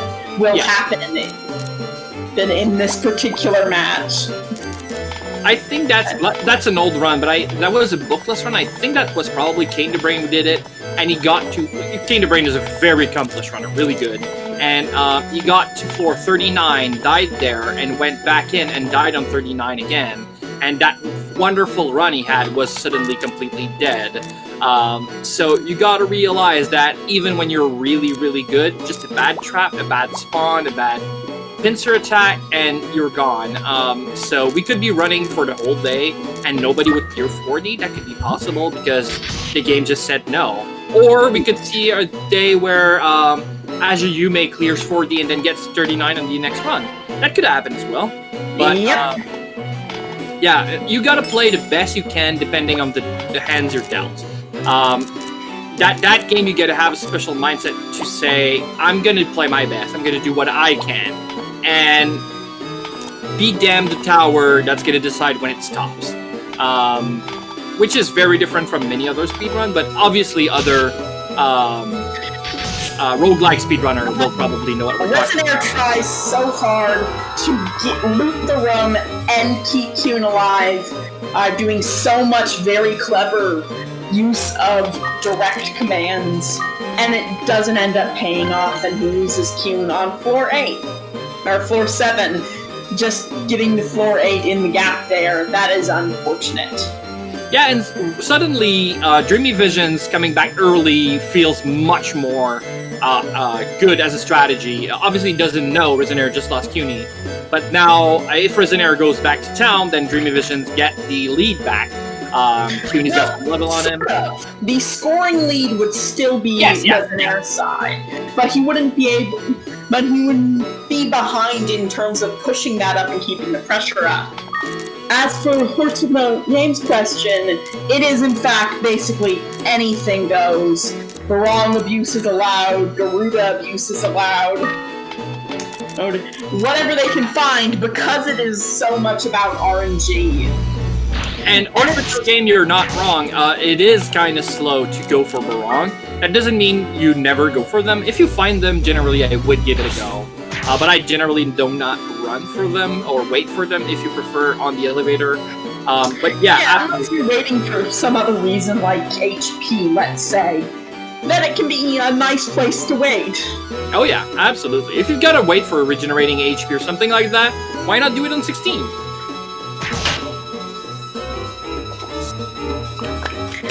Yeah, but it is not something that you can really count on. There are a few things in Azure Dreams you can really count on. In fact, there are the following things in an Azure Dreams speedrun you can count on. Oh, yeah. Probably. Oh yeah. A five pieces of your fireball, a copper sword, a wooden shield, a pita fruit, a medicinal herb, and a bloom egg. Oh yeah. Resonaire has found a garden of blooms, or a bouquet. I think we called it the bouquet of blooms. He's found all the blooms that exist in the game in the same room. That's crazy. But yeah, he's gonna have to use a lot of resources. I wish that he gets to the elevator soon because that's gonna be a scary floor, eh? Yep. Like, Meningius is scary, obviously, but like this seal shield make it so. Doesn't take too much damage, but the blooms, man, he's not gonna kill them easily enough. Even using pillars, it take that into attacks. Yep. And there's that elevator. He is able to get out of this before the Manoweavers bring him down too low. Oh yeah. But he gets to 4-9, he sees the elevator to 10. Yeah, at least he's out of U-Boat's territory. Yeah, that is always very comforting when you realize that you're out of U-Boat country. Unfortunately, you are in boat troll country. And also, volcanoes, and griffins, who are only relatively light when you have Q. Oh, a bloom egg. That's not the best. No, it isn't. Realistically, I'm a big fan of the bloom egg, and I always get excited when I get it. But what you can do with it is way too complicated, and even if you make it work, it's slow. So I understand why people aren't excited about it, but I am always. I'm a big fan of the bloom, and people mock me a little bit because I'm such a fan of such a bad monster. But yeah, blooms all the way, any day of the week. As a pet, not as an enemy, obviously. Right. I think a lot of people have their favorite monsters that are arbitrary favorites. Mine is either Mule or Napless, depending on the day of the week. Ooh. Depending if you feel sleepy or not? Yeah, I suppose that's it. Like, did we lose Cuny on Dreamy, or did he bag him? I'm not sure. We can find out in a moment when he puts it. The next time he opens up his inventory. Luckily, he does happen to have used his resources pretty well to get out of that tough spot. And so I think we'll probably see in a few minutes if... Oh my! Let's go! Okay, we have a monster den, and that's not one you get when you enter, like, close to an exit. And that's Wind Crystal, he's out! He doesn't want to have anything to do with it. That is incredibly reasonable. Oh yeah! Sometimes it happens like the first step you make in a room, so you can just like be nope and go back out. But yeah, if this is right in the middle of the room and you have to make like 4 steps before getting out, I absolutely understand. You in the door, or that's a hard part. It also sort of depends on the size of. Oh. He is out of fireball charges. That's not ideal. He is absolutely not. Pretty low on material. Okay, let's be honest here. That first seed, the match before, was blessed. They had everything they could have hoped for and then some. But this one is not kidding around. And that's exactly why this is not a race to the top and it is a race for the best in 1 hour. Sometimes the tower is going to be a jerk and it's just going to be like, nope, sorry, you're not climbing today. This didn't feel like it. Come back later. See you next time. And next time is now. I mean, definitely 22 minutes in, you want to get better than, what is their floor count? Like, 10 obviously is the best in Resonaire, but... Resonaire. That's not how it works. Yep, exactly, sadly. The water crystal restores the health of your pets, but not yours. Assuming that, you know...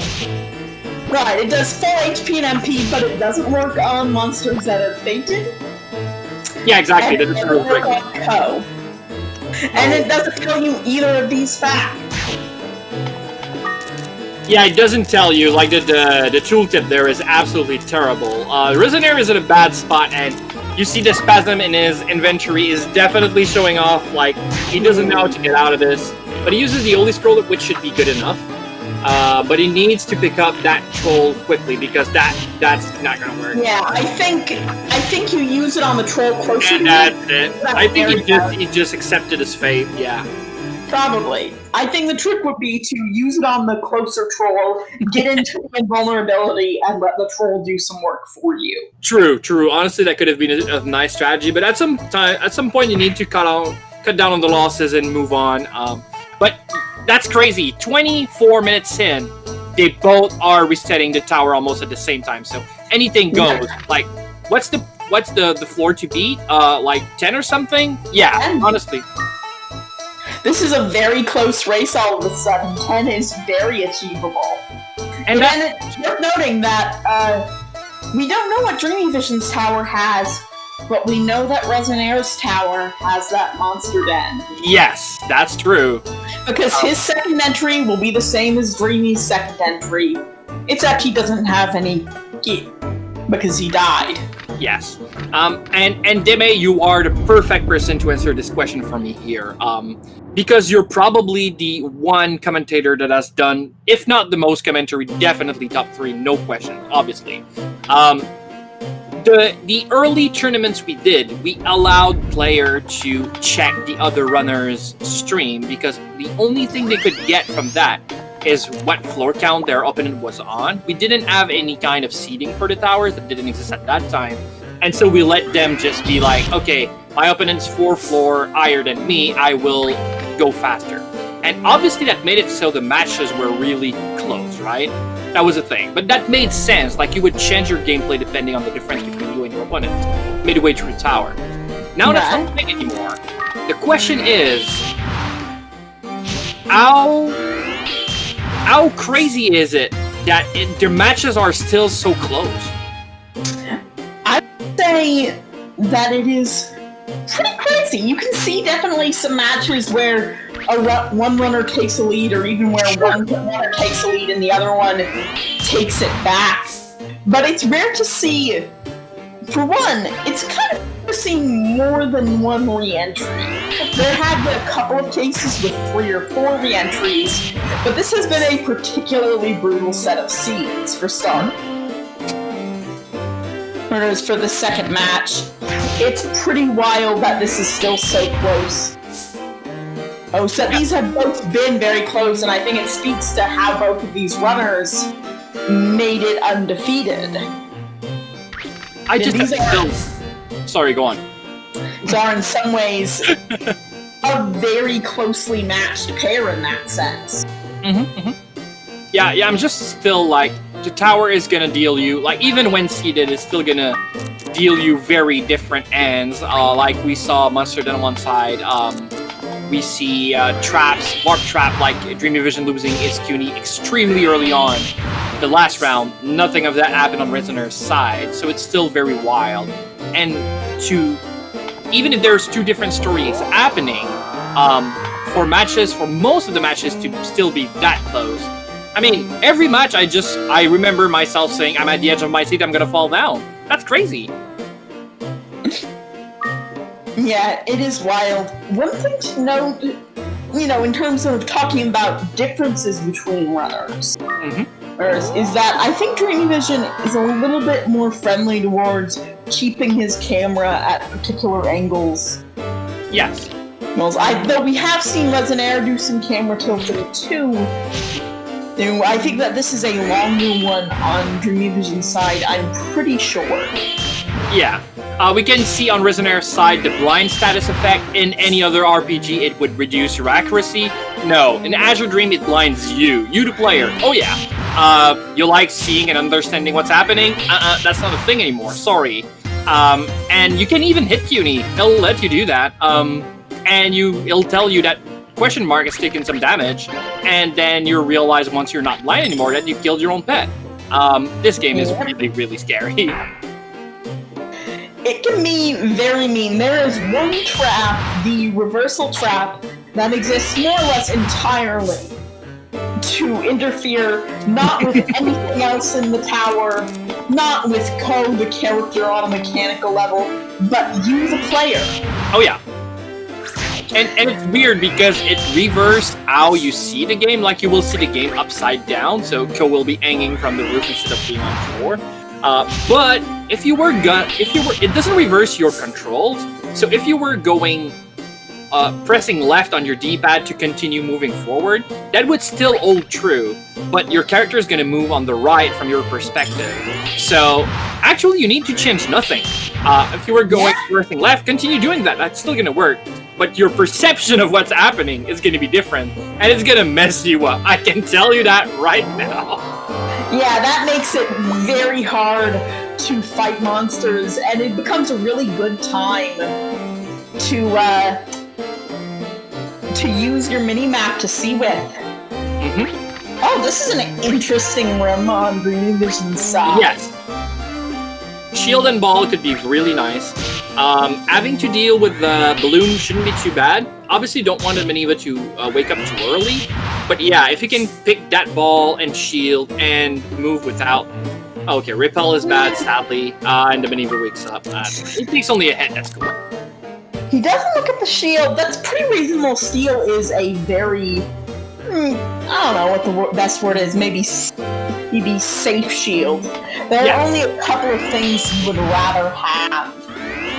And that's diamond. You'd rather have diamond, maybe a spare leather, for in case you get high enough that your defense means nothing anymore. Mm-hmm. I agree. Honestly, steel shield is the cutoff for me to say, okay, I have a good enough shield that I'd want for nothing. Obviously, I could get better, and I'd be happy to, but when I get steel, it's the weakest shield that I'm gonna be, okay, that's enough. I'm good. Early egg, floor 9, though, could be U-boat or clown, but could not be Garuda. It might have been enough Garudas for today, we don't know. The first one as well, which is wooden. Obviously, the worst one. But, and it's cursed, that's bad. That's sad. That's still better than what they had, so that's an improvement. But yeah, being stuck with that, but CC though. And being cursed does lower your accuracy in a secret buff the game never tells you about. Yeah. There is no information on this that it exists within the game itself. And the worst part is, if you decurse your weapon, you're still cursed. The only two ways to remove it is to leave the tower or get a cure-all herb on Ko. Ah, there's that reversal trap. There you go. Does that mean that he goes down a floor? I mean, you went down, right? I guess technically. But we are now ready for a potential... the lead change is coming up pretty soon. If he can just make it through this floor, maybe the next one, he will now have taken the lead and put Resonaire in a pretty bad situation. Oh yeah, and I mean, Dreamy is not in a good one either. He just leveled up to level 5 on floor 10. He's got lucky that he fought a clown. Everything here is going to be really scary. He's way too low level to fight here. He's still going to do it using the AI1 strat, but yeah, those bow trolls. Oh yeah, that cuts a big chunk of defense. That cannot be fun for him. And that CUNY's not going to be able to take a lot of hits like that. Yeah, that's the final one. Oh, Wooga, my friend. Oh my, oh my, oh my. Okay, yeah, CUNY's down. And I mean, he's soon to follow. Yep. Because now a wooden one without a pet is really bad. Yep. Wooden one without a pet is absolutely useless. Yeah, I assume that he will hatch the other egg he has. And we know that that egg is a bloom egg. So I don't know that Dreamy would be happy to see that. I know I would. But I'm weird. That is a rock in a hard place type situation right here. Yeah, it's a fire rock in a tool place. Oh, that's gonna be rough. Yeah, I think you cut your losses. You want to keep those stuff. Yep, that's where you see it. This will make the 4-3 entry tree. This has been a hard set of towers. Yeah, and they both never got higher than 10, which is a thing. Honestly, this tower is really saying no. Yep. It is still very possible for him to take the lead. We know that Resonaire could, depending on just Cyclone Egg. Huh? That's not bad actually. That's pretty good. Oh yeah, it is. The special ability of Cyclones, which is almost completely useless to wild ones, is that they have the ability that everything they do takes half MP, and that's pretty great. That's pretty fun. Yes, also you can fuse it. When you get to floor 12, you find a unique item called the blue color, which makes you being able to have a second pet out at the same time. Generally, you don't want to do that because either you have a strong enough pet to fight or not enough, so you don't want to. 2 pets are not better than 1 most of the time. But you can fuse monsters when you get to that. And when you fuse 2 monsters together, they become... they can gain new spells and traits. And half MP consumption trait from Cyclones can be fed to your Cuny. You lose the Cyclone, obviously, but I mean, Cuny spending only half the MP usage for everything he does, that's great. Yeah, that is, when I played casually, that was one of my favorite things. Just stick on anything. Stick on everything. Oh yeah, absolutely. Oh. Okay, yeah. You can get back to it. Yeah, I probably forgot to remove AI1. That happens to everyone all the time. Yeah, luckily the first floor is forgiving enough that that's not really a problem, but that doesn't mean it's completely safe either. And thank you very much, Mad King Midas, for the subscribe on the SpeedGaming channel. You are a wonderful person and deserves all the good things in the world. Now, obviously, everyone else in chat, you deserve the best as well. Yeah, we all deserve good things, but Mad King Midas deserves it maybe a little bit more than the rest of you.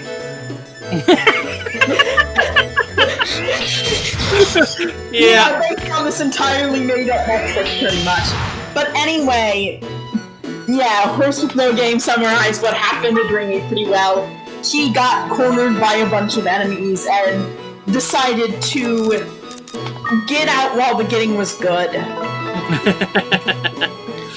But there is something that I always sort of like to say to myself, particularly when I was running casually, but I still keep it in the back of my head. With Azure Dreams, you kind of have to know when to hold them, know when to fold them, know when to walk away, and know when to run. Run for your life as often as possible. Oh yeah, absolutely. And if you are attempting to get to those to the leaderboard and get those better times, that's when. Okay. Then on floor 6, it looks like, but then landed up in a floor 7 that is a 1-room floor. That's very scary. Oh yeah. So these rooms are scary for one very good. Where are all the monsters though? That's a good question. What is going on here? What is this floor? Also, DreamyVision got to that floor 7 and that he didn't get a 1-room floor. I thought it was 6. Really? What's happening here? Okay, we get monsters now. That might have been like just no early spawn, and they're all here. Okay, that's good. This is very strange. This is a strange thing that just happened. We don't understand it either, folks.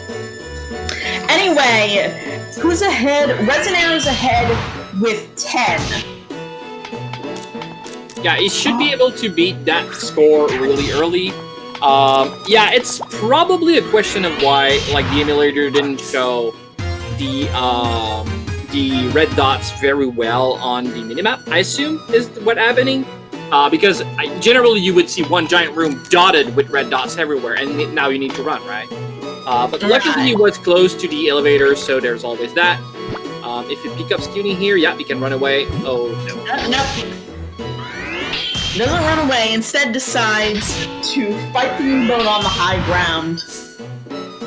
Also, I think he gets the high ground, so that's fine. But yeah, fighting U-boat is generally famous last words.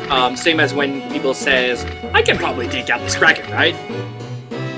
Well, I think it sort of depends a lot on circumstances. U-boats are a hard fight, but doable depending on your levels and equipment. But like, when you see several U-boats, that really changes the picture here. Or a U-boat and a friend. And by a friend, I mean not remotely a friend at all. Yes, Septic Tank, if you get a Nobeldo floor 31, you also do not get Monster to spawn. That does happen. That's really rare. It's a 1 in more than a million. It's a million something to happen. But yeah, we did realize how it works and why it did happen, and that's a crazy thing. Yeah, the tower's procedural generation can always throw some absolutely wild curveballs at you. Also, that track room on DreamyVision side. Probably. Speaking of, that's actually how Beldo do not spawn. It's based off trap rooms. So that's crazy that when we talk about that, it's actually happening on Dreamy's side. But yeah, a trap room is not that uncommon. It's 1 in 4,000. But yeah, it's gonna be. It's kind of rare. Like, the game generates so many floors, so many rooms, that it's bound to happen once in a while, yeah. Yeah, there are... Anything can happen in Azure Dreams. I think the right wording here is anything will happen in Azure Dreams. True. Given enough towers, anything will happen. Oh yeah. I think the only thing we never got a picture or a stream or a highlight or a video from is it's potentially possible to have 1 floor with 4 elevators on it. We saw 3s a lot, but 4 is actually possible, but it's like 1 in 41 billion or something like that. I don't remember the number, but it's a number that makes no sense. But yeah, it's actually possible. I'd like to see a picture of that at one point, or a video. Yeah, that would be a fun thing to run into. Yeah. You know, on Resonaire's side, that troll club, I might pick that up on this particular floor because it can make a boat troll into a club troll, and club trolls are better. See, that's why I like watching runs with you as a runner, Deme, because you've been commentating on those runs for so long now that all the little tidbits and knowledge that most runners would not have, you actually learn and you know, and that's why I really like to see those small tidbits of wisdom being used. Yes, you can throw a hammer or a sword at a troll bowgun, and it will swap his weapon for the one you've thrown. Obviously, throwing them a sword might be bad because they're going to be stronger, but they're also not going to be range anymore. So that could be just good enough so you just run away from them or attack them with range spell while they can't counterattack. Absolutely good strategy. Yeah. It's not something you necessarily want to hold on to a club forever for, but when you're on floor 10 and 11, and by the way, Resonaire just reinforced his lead. Yes. And Gene Freak... It's something worth considering. Gene Freak, absolutely. It might have happened once or twice already, and we don't know about it, because once you see 1 elevator, you're not exploring to see if you can find 3 others. Yeah, absolutely right there. But at one point, when people play casually or something, I'd like to see that. I will be right back. Sure, absolutely. So Resonaire might seem to have slowed down and start to kill enemies here, but that's exactly what you want to do. I generally don't want to leave floor 10 or 11 before I reach level 9, and actually he does at level 7. That's going to be rough, because what's going to happen here is we are now on the floor of Krakens, and Krakens hit hard.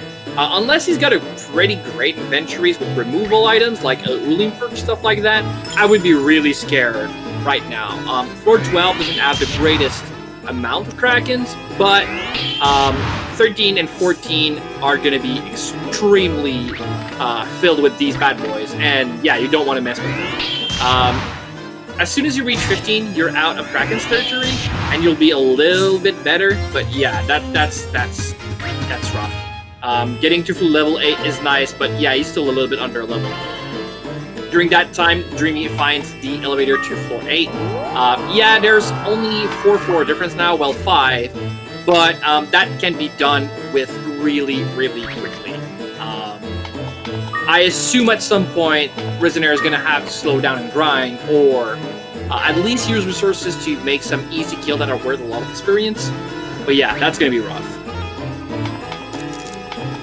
Oh yeah, U-boats are absolutely great if you can find one.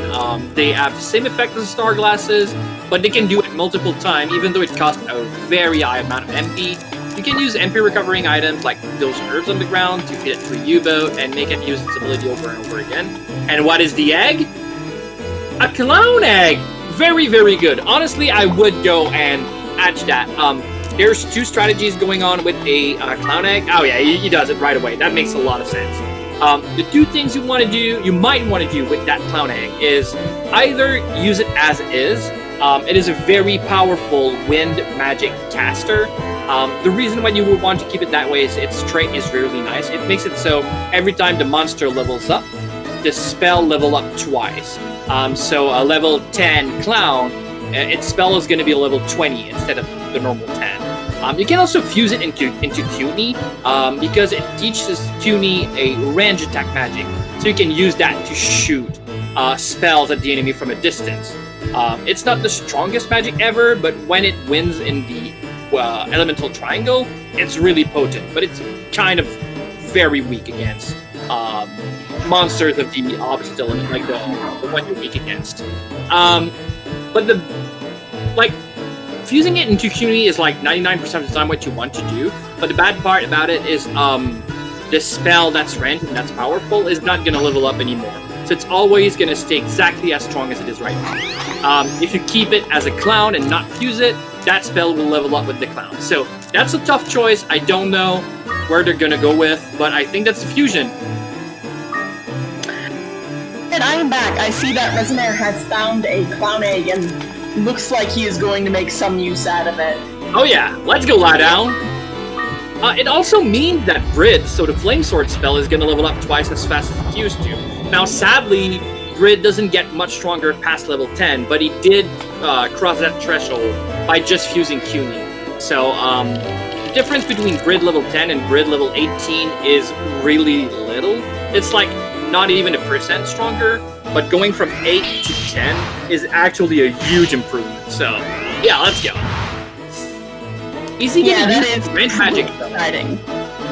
I would not be surprised if he's... Well, he has a Scarlet Wand, right? So I'm pretty sure he'll probably stay with Fire Cune, at least until, if he finds a Stream Wand, he might consider it.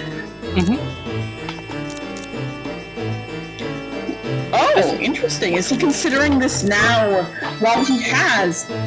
Oh, a Tumna Fruit, okay. There we go. That is a pretty wonderful item to have. It does have a few other tricks. Namely that one of those time vulnerability tricks I mentioned earlier. Yeah, exactly, to make yourself invulnerable for a while. Now, using that newfound CUNY with the clown powers is... there's many options you can use here, and I don't know what's going to be used. If you fuse CUNY only for the Grid level, I think that was not necessarily worth the time put into it. If he uses the, the range magic, though, that might be really relevant. But you gotta understand that those... Does he know about it? I don't know. That's the question, really. The range magic is also very weird because while we really, really like wands, and especially the matching one, that is not working. That's not gonna work on a range mixed magic.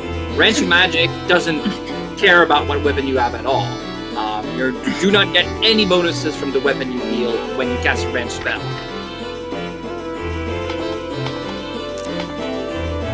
Oh, that's gonna be rough. Yeah, well, I think it's a fairly manageable state of affairs. I think so. You can probably handle those Garudas pretty easily. Why is he... You know, it's worth noting on Resonaire's side that the Ice Rock Ball isn't unstoppable in terms of its ability to throw aggro. While he was walking around that mule could have attacked him.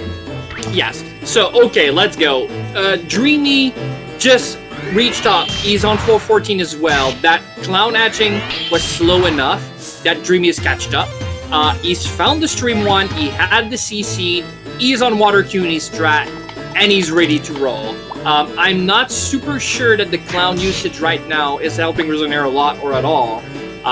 When you do that kind of fusion, if you want to take like full advantage of it, you need to use a range magic, and that might not be some knowledge that Resonaire has right now. So at that point, I think that the clown was just not a good pick at that point. Well, he did actually blind didn't know, or did he now? Yeah, he did, but yeah, I think he could have kept it. That choice, but it might not have been the choice that he is using to the best of its ability. Exactly, because like I said, at that point, the double magic level he got from it is worth nothing. It doesn't even increase his damage by 1%. Yeah. Everything in Azure Dreams that has a level has a diminishing return. Also, it looks like Dreamy has been separated from his Cune. That is not an ideal state of affairs. Yes. That's really scary. He just got the lead again at 48 minutes, so that's already good. But yeah, he might just lose it because CUNY is now dead. Does he have another egg?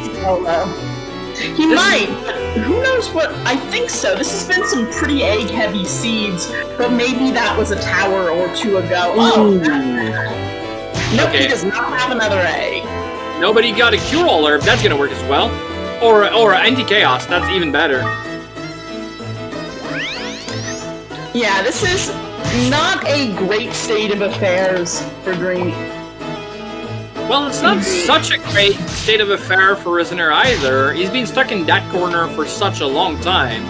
That gave some time for Dreamy to come back. That is certainly... He is getting a little bit bullied. Yeah, and DreamyVision is one of the 2 members of the U-Boat Brotherhood, the other one being Poulet Sans Tête.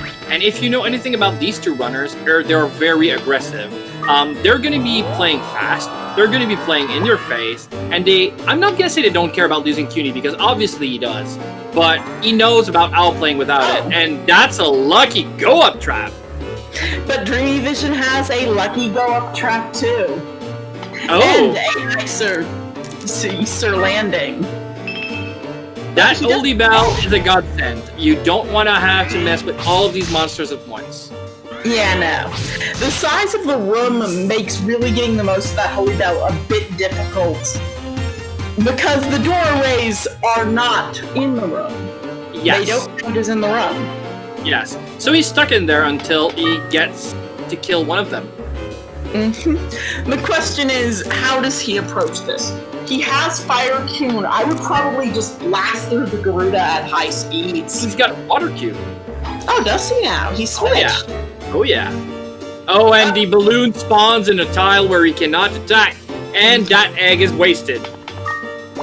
Yep, that is very unfortunate. And that's put him in a pretty bad little pickle. It looks like he does know about the range mixture magic. That's not mixed magic. That's just. Oh yeah. Interesting. Those MPs are gonna be gone real fast, and the other problem is he doesn't have an egg anymore to feed CUNY. So. Yeah, I think I might just go for a direct fight here. At that point, I think that's what you want to do. Yes. Yeah, they hit super hard. Yeah, but that should be a kill. There you go. Okay. And during that time, Dreamy is not slowing down. There you go. Lucky warp trap. Ciao, bye, sayonara. I'm out of this. Oh, he isn't. No, he's taking a minute. Ooh. Interesting that he's doing that. There's not a whole lot of advantage to be had. I guess he is probably feeling his inventory slimming down. And we see some love in chat for telling him to take the elevator, and yeah. Did he... Is there a world in which Dreamy didn't see the elevator? I don't think so, right? It was straight in his face. No. Yeah, okay, he's coming back to it. Yeah, he saw it. So he was thinking. His inventory was getting a little too slim. Yeah, and you don't want, if you are gonna go and risky inventory searching, you don't do that on ticket floors. Oh, this is bad. Yeah, but the match is coming to an end real quick, and he's got 4 floors on his opponent, so even if he dies here, well, I think Resonaire could still win, but, I mean, he's putting the pressure at least, that's my point. Yeah. This isn't a completely unwinnable set of circumstances for him. Yeah. Even if he does die here. Yeah, absolutely. Yeah, paralyze and run away. Oh, yeah, not even run away. Go there. You're grounded, sir. Does not keep him down for long. Blinder and egg. Okay. Yep. It's a little bit sad that we probably will not see that at a catch. There is no time for that. Yeah, I'd be surprised as well. But the blinder ball, though, is probably the best ball in the game. As long as you're not in melee when you want to use it, that's definitely the best ball. No question. Yeah, in melee, it's worth noting that it doesn't decrease accuracy, and if there is something around the monster that prevents it from going in a straight line, they will attack it. Yes, absolutely. He has a pillar ball. Oh my, okay. He's got an inventory now because 2 balls are at least good for 7 more uses. I think he's good. Oh, he doesn't see there. He's not aiming in the right direction here. Yeah, because there's an elevation difference and you don't see very well the elevation difference. You feel like that enemy is diagonal, but it's not. And SpeedGaming 4 comes in with the raid with 87 people. Welcome, everyone. Powerful raid. Okay, we are here coming towards the end of our second match. DreamyVision has the lead. We are hoping to see Resonaire take it, of course, in game 3. But he has quite a ways to go, and DreamyVision is not slowing for anything right now. Exactly. Like we said earlier, yeah, your chance of surviving without Cuny are super low. But if you do survive, you're gonna be much faster. And he finds all the balls in the world. What's happening with this seed? It was the roughest seed ever, and now it's very generous. Yeah, it is. Another one? Another blind. I ditched the golf wand. He doesn't even know what to drop. That's a wonderful problem to have. Are you inventory managing now? Yeah, okay. Yeah, actually he's right. You want to have one space free all the time because you can put an item in your inventory without taking a turn if you have a free spot, which is not true when you have... Elevator spawn. The question is... Yeah. Okay. Oh yeah, absolutely. That Viper had woken up. That could have gone really wrong. Yes, you're right. But I would have done that exactly same as he did. I am also, though, known as a somewhat aggressive runner, so yes. I don't always make the best decision, but I make the decisions that are fast. Yep. A couple of bump traps. I'm suddenly reminded that your sister tells you did not stumble. And so those two right back to back. Oh yeah, I'm sorry, we couldn't live up to your expectations of us. He sees the elevator in the spin again. What's happening on DreamyVision's side? He is super fast. Yeah, that is putting up quite the effort to get him sprinting up out of Resonaire's reach. Yeah, that's starting to be really rough. Like, Resonaire would need for Dreamy to die now and to have good elevator luck moving forward because 3.5 minutes for 7th floor? Yeah. That's a lot. That is a lot to expect of him. And I mean, Dreamy could die, but look at his inventory, though. Yep. You know, and Resonaire taking time to deal with enemies that he doesn't necessarily need to, and that is a problem. On the other hand, the tower has been so very rude across multiple different towers that it's entirely possible that he is just going to play what seems stable and reliable to him and hope that Dreamy has had a hard time of it, and he has, it's just not anymore. Yeah, and as another runner of this game, Deme, you're gonna understand when I say, when bad things like that happen to you, especially if you have to re-entry multiple times, you absolutely 100% of the time assume that your opponent didn't re-entry and that you're super behind. Even though in this specific match, that's absolutely not true. They both had really bad RNG. But you always assume the worst and feel you're playing from behind. You start making mistakes. And I'm really impressed how they didn't... none of them got triggered. Like, they were still playing really well.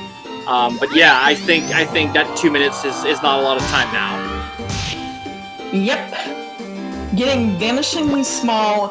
I kind of think losing Q might be good for Resonaire at this point. On the other hand, dying and being forced into this corner, not that good for Resonaire, and he's gonna figure out. There we go. Ooh, I think that's gonna be roughly the end for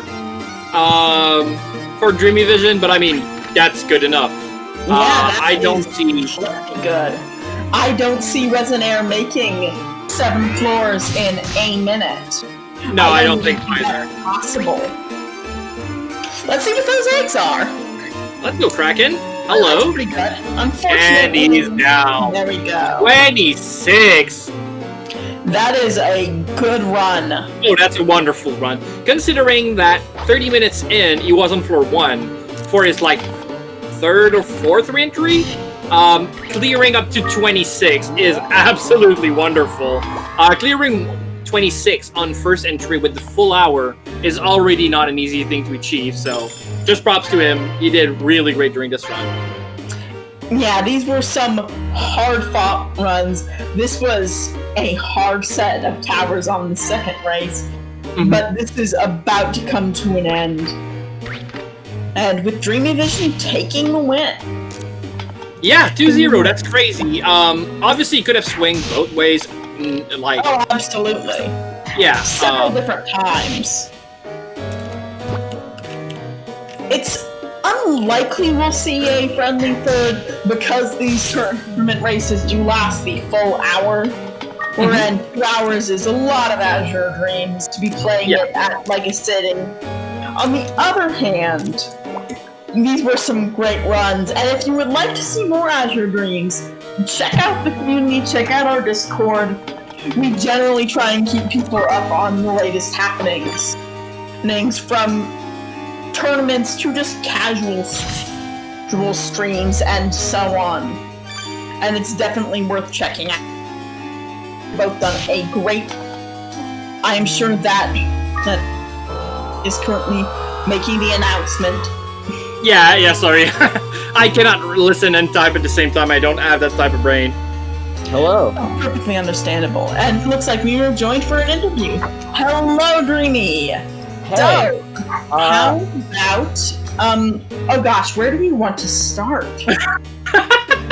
Okay, I know exactly where I want to start. I kind of hope that he would be in here already. But I need to ask him, how did I possibly win that second game? I don't understand. Oh, it was kind of heartbreaking to watch. Yeah. Resonaire attacks the Garuda, drew an item out of Baron. Well, okay, he can explain. Okay, Rezo, I need to hear, how the heck did I win game 2? I literally did not have anything go right. It was so bad. On my first floor, I immediately stepped into a warp trap and lost my familiar. And I was like, okay, I just have to get a wind crystal and a couple good items, and then I'll come back. No problem. So I did find the wind crystal. I got a couple decent items. I wind crystalled out. I came back, and the next like 2 or 3 times, I don't even know, I lost count. I just kept getting screwed. I think my second run, I got hit by a monster den, and I just wind crystalled out. I'm like, I give up. And then my third one... I think the same floor on Resonaire's side might not have had a monster den. It might have been a one-room floor, and that's really weird. Well, Yeah, it was in I a know. different tower. No. Same re-entry. Resonaire also re-entered, and this was his second entry. Yeah, I think you got a different, one room was different on one of the re-entry, or it might have been different re-entries as well, but I'm not so sure on this one. We were surprised because he did reach No, maybe that was their floor after, because that happened on floor 6, Yeah, right? I think that is what was happening. That was my Yeah. No. So remember So how after Amsterdam was a one-room floor. Yeah. So remember when I lost the first match due to the ring crystal accidentally being activated and just being a total doofus. So this time, as soon as I got a ring crystal, I cheekily decided to throw that thing out of here. I'm not going to carry a single crystal again. Oh no! And I remember thinking, you know what? That cheekiness is going to come back to bite me. It might come back to bite me the same first tower run. I might actually need a wing crystal a little bit later. But I left it behind. So actually, I got pinned at some point. I could have wind crystaled out at floor, I don't know, 8 or something. Still had 45 minutes plus a bunch of stuff I could have re-entered with. But no, I ended up dying. I ended up losing everything, and I had to restart everything from scratch. So yeah, there go. The second run, bad run as well. The second tower was pretty bad. I don't know. Things weren't going right either. And yeah, the most I ever got to was full 20 at that point. So I was like, God dang it. on my final run, and the worst part was like the first 3 times I entered, I think I got a steel shield. That was like in a water crystal. I was like, well, I don't need a Peter Fruit because I have my water crystal. I never even got to use it. I held that thing for 4 different runs and I didn't even get to use it. But I got my steel shield, and then I could not find a friggin' weapon to save my life. And I'm like, crap. And then finally on that last one, I got the Scarlet Wand. And I was like, okay, I had been set up for a water seed. I think I got up to around like 15. I managed to find a stream wand, swapped over to water. And then I was just like, okay, it was like 45 minutes or something like that. And I'm like, I just got to go. And wherever I get is wherever I get. And I ended up getting to 26. And it was bad. Yeah, the crazy part was that you both re-entered 3 and 4 time respectively, I think, and you never died in the same spots. So you got a monster den, Dreamy. Resonaire didn't have that. You also got an early warp trap that killed CUNY. Resonaire didn't get that. He got other situations. And at 30 minutes, almost flat, you were both re-entering on floor 1 with the highest floor reach, floor 10. So we knew that you both would get better than 10 at that point. But that was just crazy. Like, Resonaire was in the lead with the 10th floor there. And we knew that it was a new game. It's just a new game, right? You both are on floor 1 at almost the same time. And at that point, the big difference, honestly, I think Deme is going to agree with me, is that when you lost your CUNY that final time, Dreamy, you started to go fast. And that changed everything. Because before that point, Resonaire had like 1 or 2 floor on you. And Resonaire decided to take it slow in some corridors, and you zoomed in. Like as soon as you lost CUNY.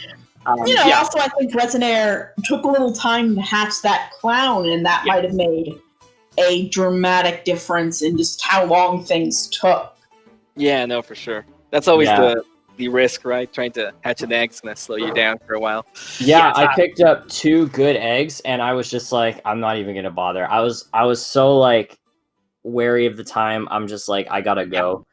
And that was definitely the play at that point.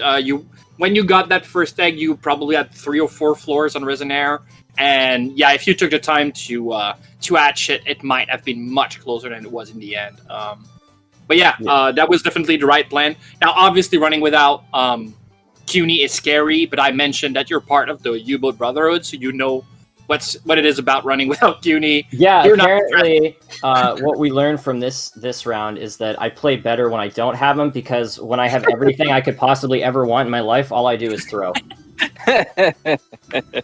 Well, it's easier to play without CUNY. It's easy to get CUNY less. So if you play better that way, then that's cool. Let's go. Do it all the time. I still feel so bad, man. That first match should have been so much closer. I don't know. I just misclicked. Like, it was just a dang misclick, and I ended up warping out on accident. Dude, that was very unfortunate. We all had rounds like that. I had one. You were pretty neck and neck at that point. You both hatched that Garuda at about the same time, and then, that happened. Yeah. Actually, we will have none of that here. I had some really bad abduct RNG too. There was like there was one point where I just gave up on the floor, and I was like, I'm just gonna run it because I kept teleporting back and forth between the same 2 rooms. I was like, come on. So the first time I got a room that wasn't those, I was like, I'm just hoofing it. Screw it. Yep, absolutely. So, Dreamy, congratulations. You are the first seed of Group B. That's going to reward you with the chance to actually go against Razor Flame Kun, which is the second seed on Group A. How do you feel against that matchup? Have you seen Razor Flame play a game so far? I've seen him play a little bit. I think this was probably going to be the tougher of the two. I think Resonaire was the one that I was really worried about because I think maybe I've just tuned in at bad times, but every time I've tuned into Razor Flame, he's like playing solid, but nothing too crazy. And then like every time I tuned into Resonaire, it was like, oh, he's above 30 in this match again. And I was like, oh no. So I was like really worried about this one. But I think the next one that I'm really worried about is Chai, who's on the other side undefeated too. So it's going to be tough. Yeah. Chai is a formidable runner. At this point, you're all pretty formidable runners. Let's be honest. You're not in the semifinals for nothing. I consider myself fairly, let's call it consistent to getting to 30. Mhm. But it one misclick, man. That's all it needs. That's all you take. Absolutely. Yeah. So, Resonaire, you might have lost today, but you are the second seed in Group B. You were both undefeated before that match, so that still makes you go and move forward to the next part of the tournament. But obviously, it means that you're going to face off against the first seed of Group A, and that's going to be Chai. What do you think about that matchup? I know he's a tough opponent, man. I know he's been practicing pretty crazy. I know he's extremely capable in getting up there quickly. Yeah. So I'm not gonna lie. It's gonna be a tough match, both through the game and just mentally, man. Kind of like thinking. I'm always going to be thinking he's already ahead of me. I'm going to have to be risking moving quickly. It's going to throw me off. I'm pretty certain that's going to be the case, but we're going to have fun, and I'm going to make the best run I can. That's a good mindset you need to have. Yeah, I absolutely agree here. Thank you very much, both, and I wish you the best of luck and the best of RNG in both your upcoming matches. So next week, we're going to see these 2 matches being played out. Everyone in chat, thank you very much for being here today again. It is such a great fun to run in front of you guys. It's always a pleasure. Thank you very much, Resonaire and Dreamy. Obviously, this is thanks to you that we have a match today, and it was a blast. That was cool. Yeah, these were some absolutely wild races showing the heights and the lows to which the tower will sing. Yeah, I'm going to have to go back and rewatch this one. Oh, yeah, for sure. Thank you, everyone. It's a thing.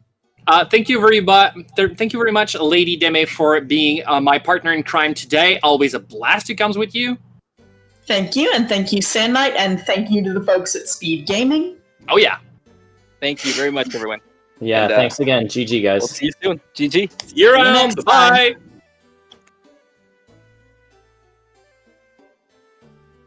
Yeah, I'm going to have to go back and rewatch this one. Oh yeah.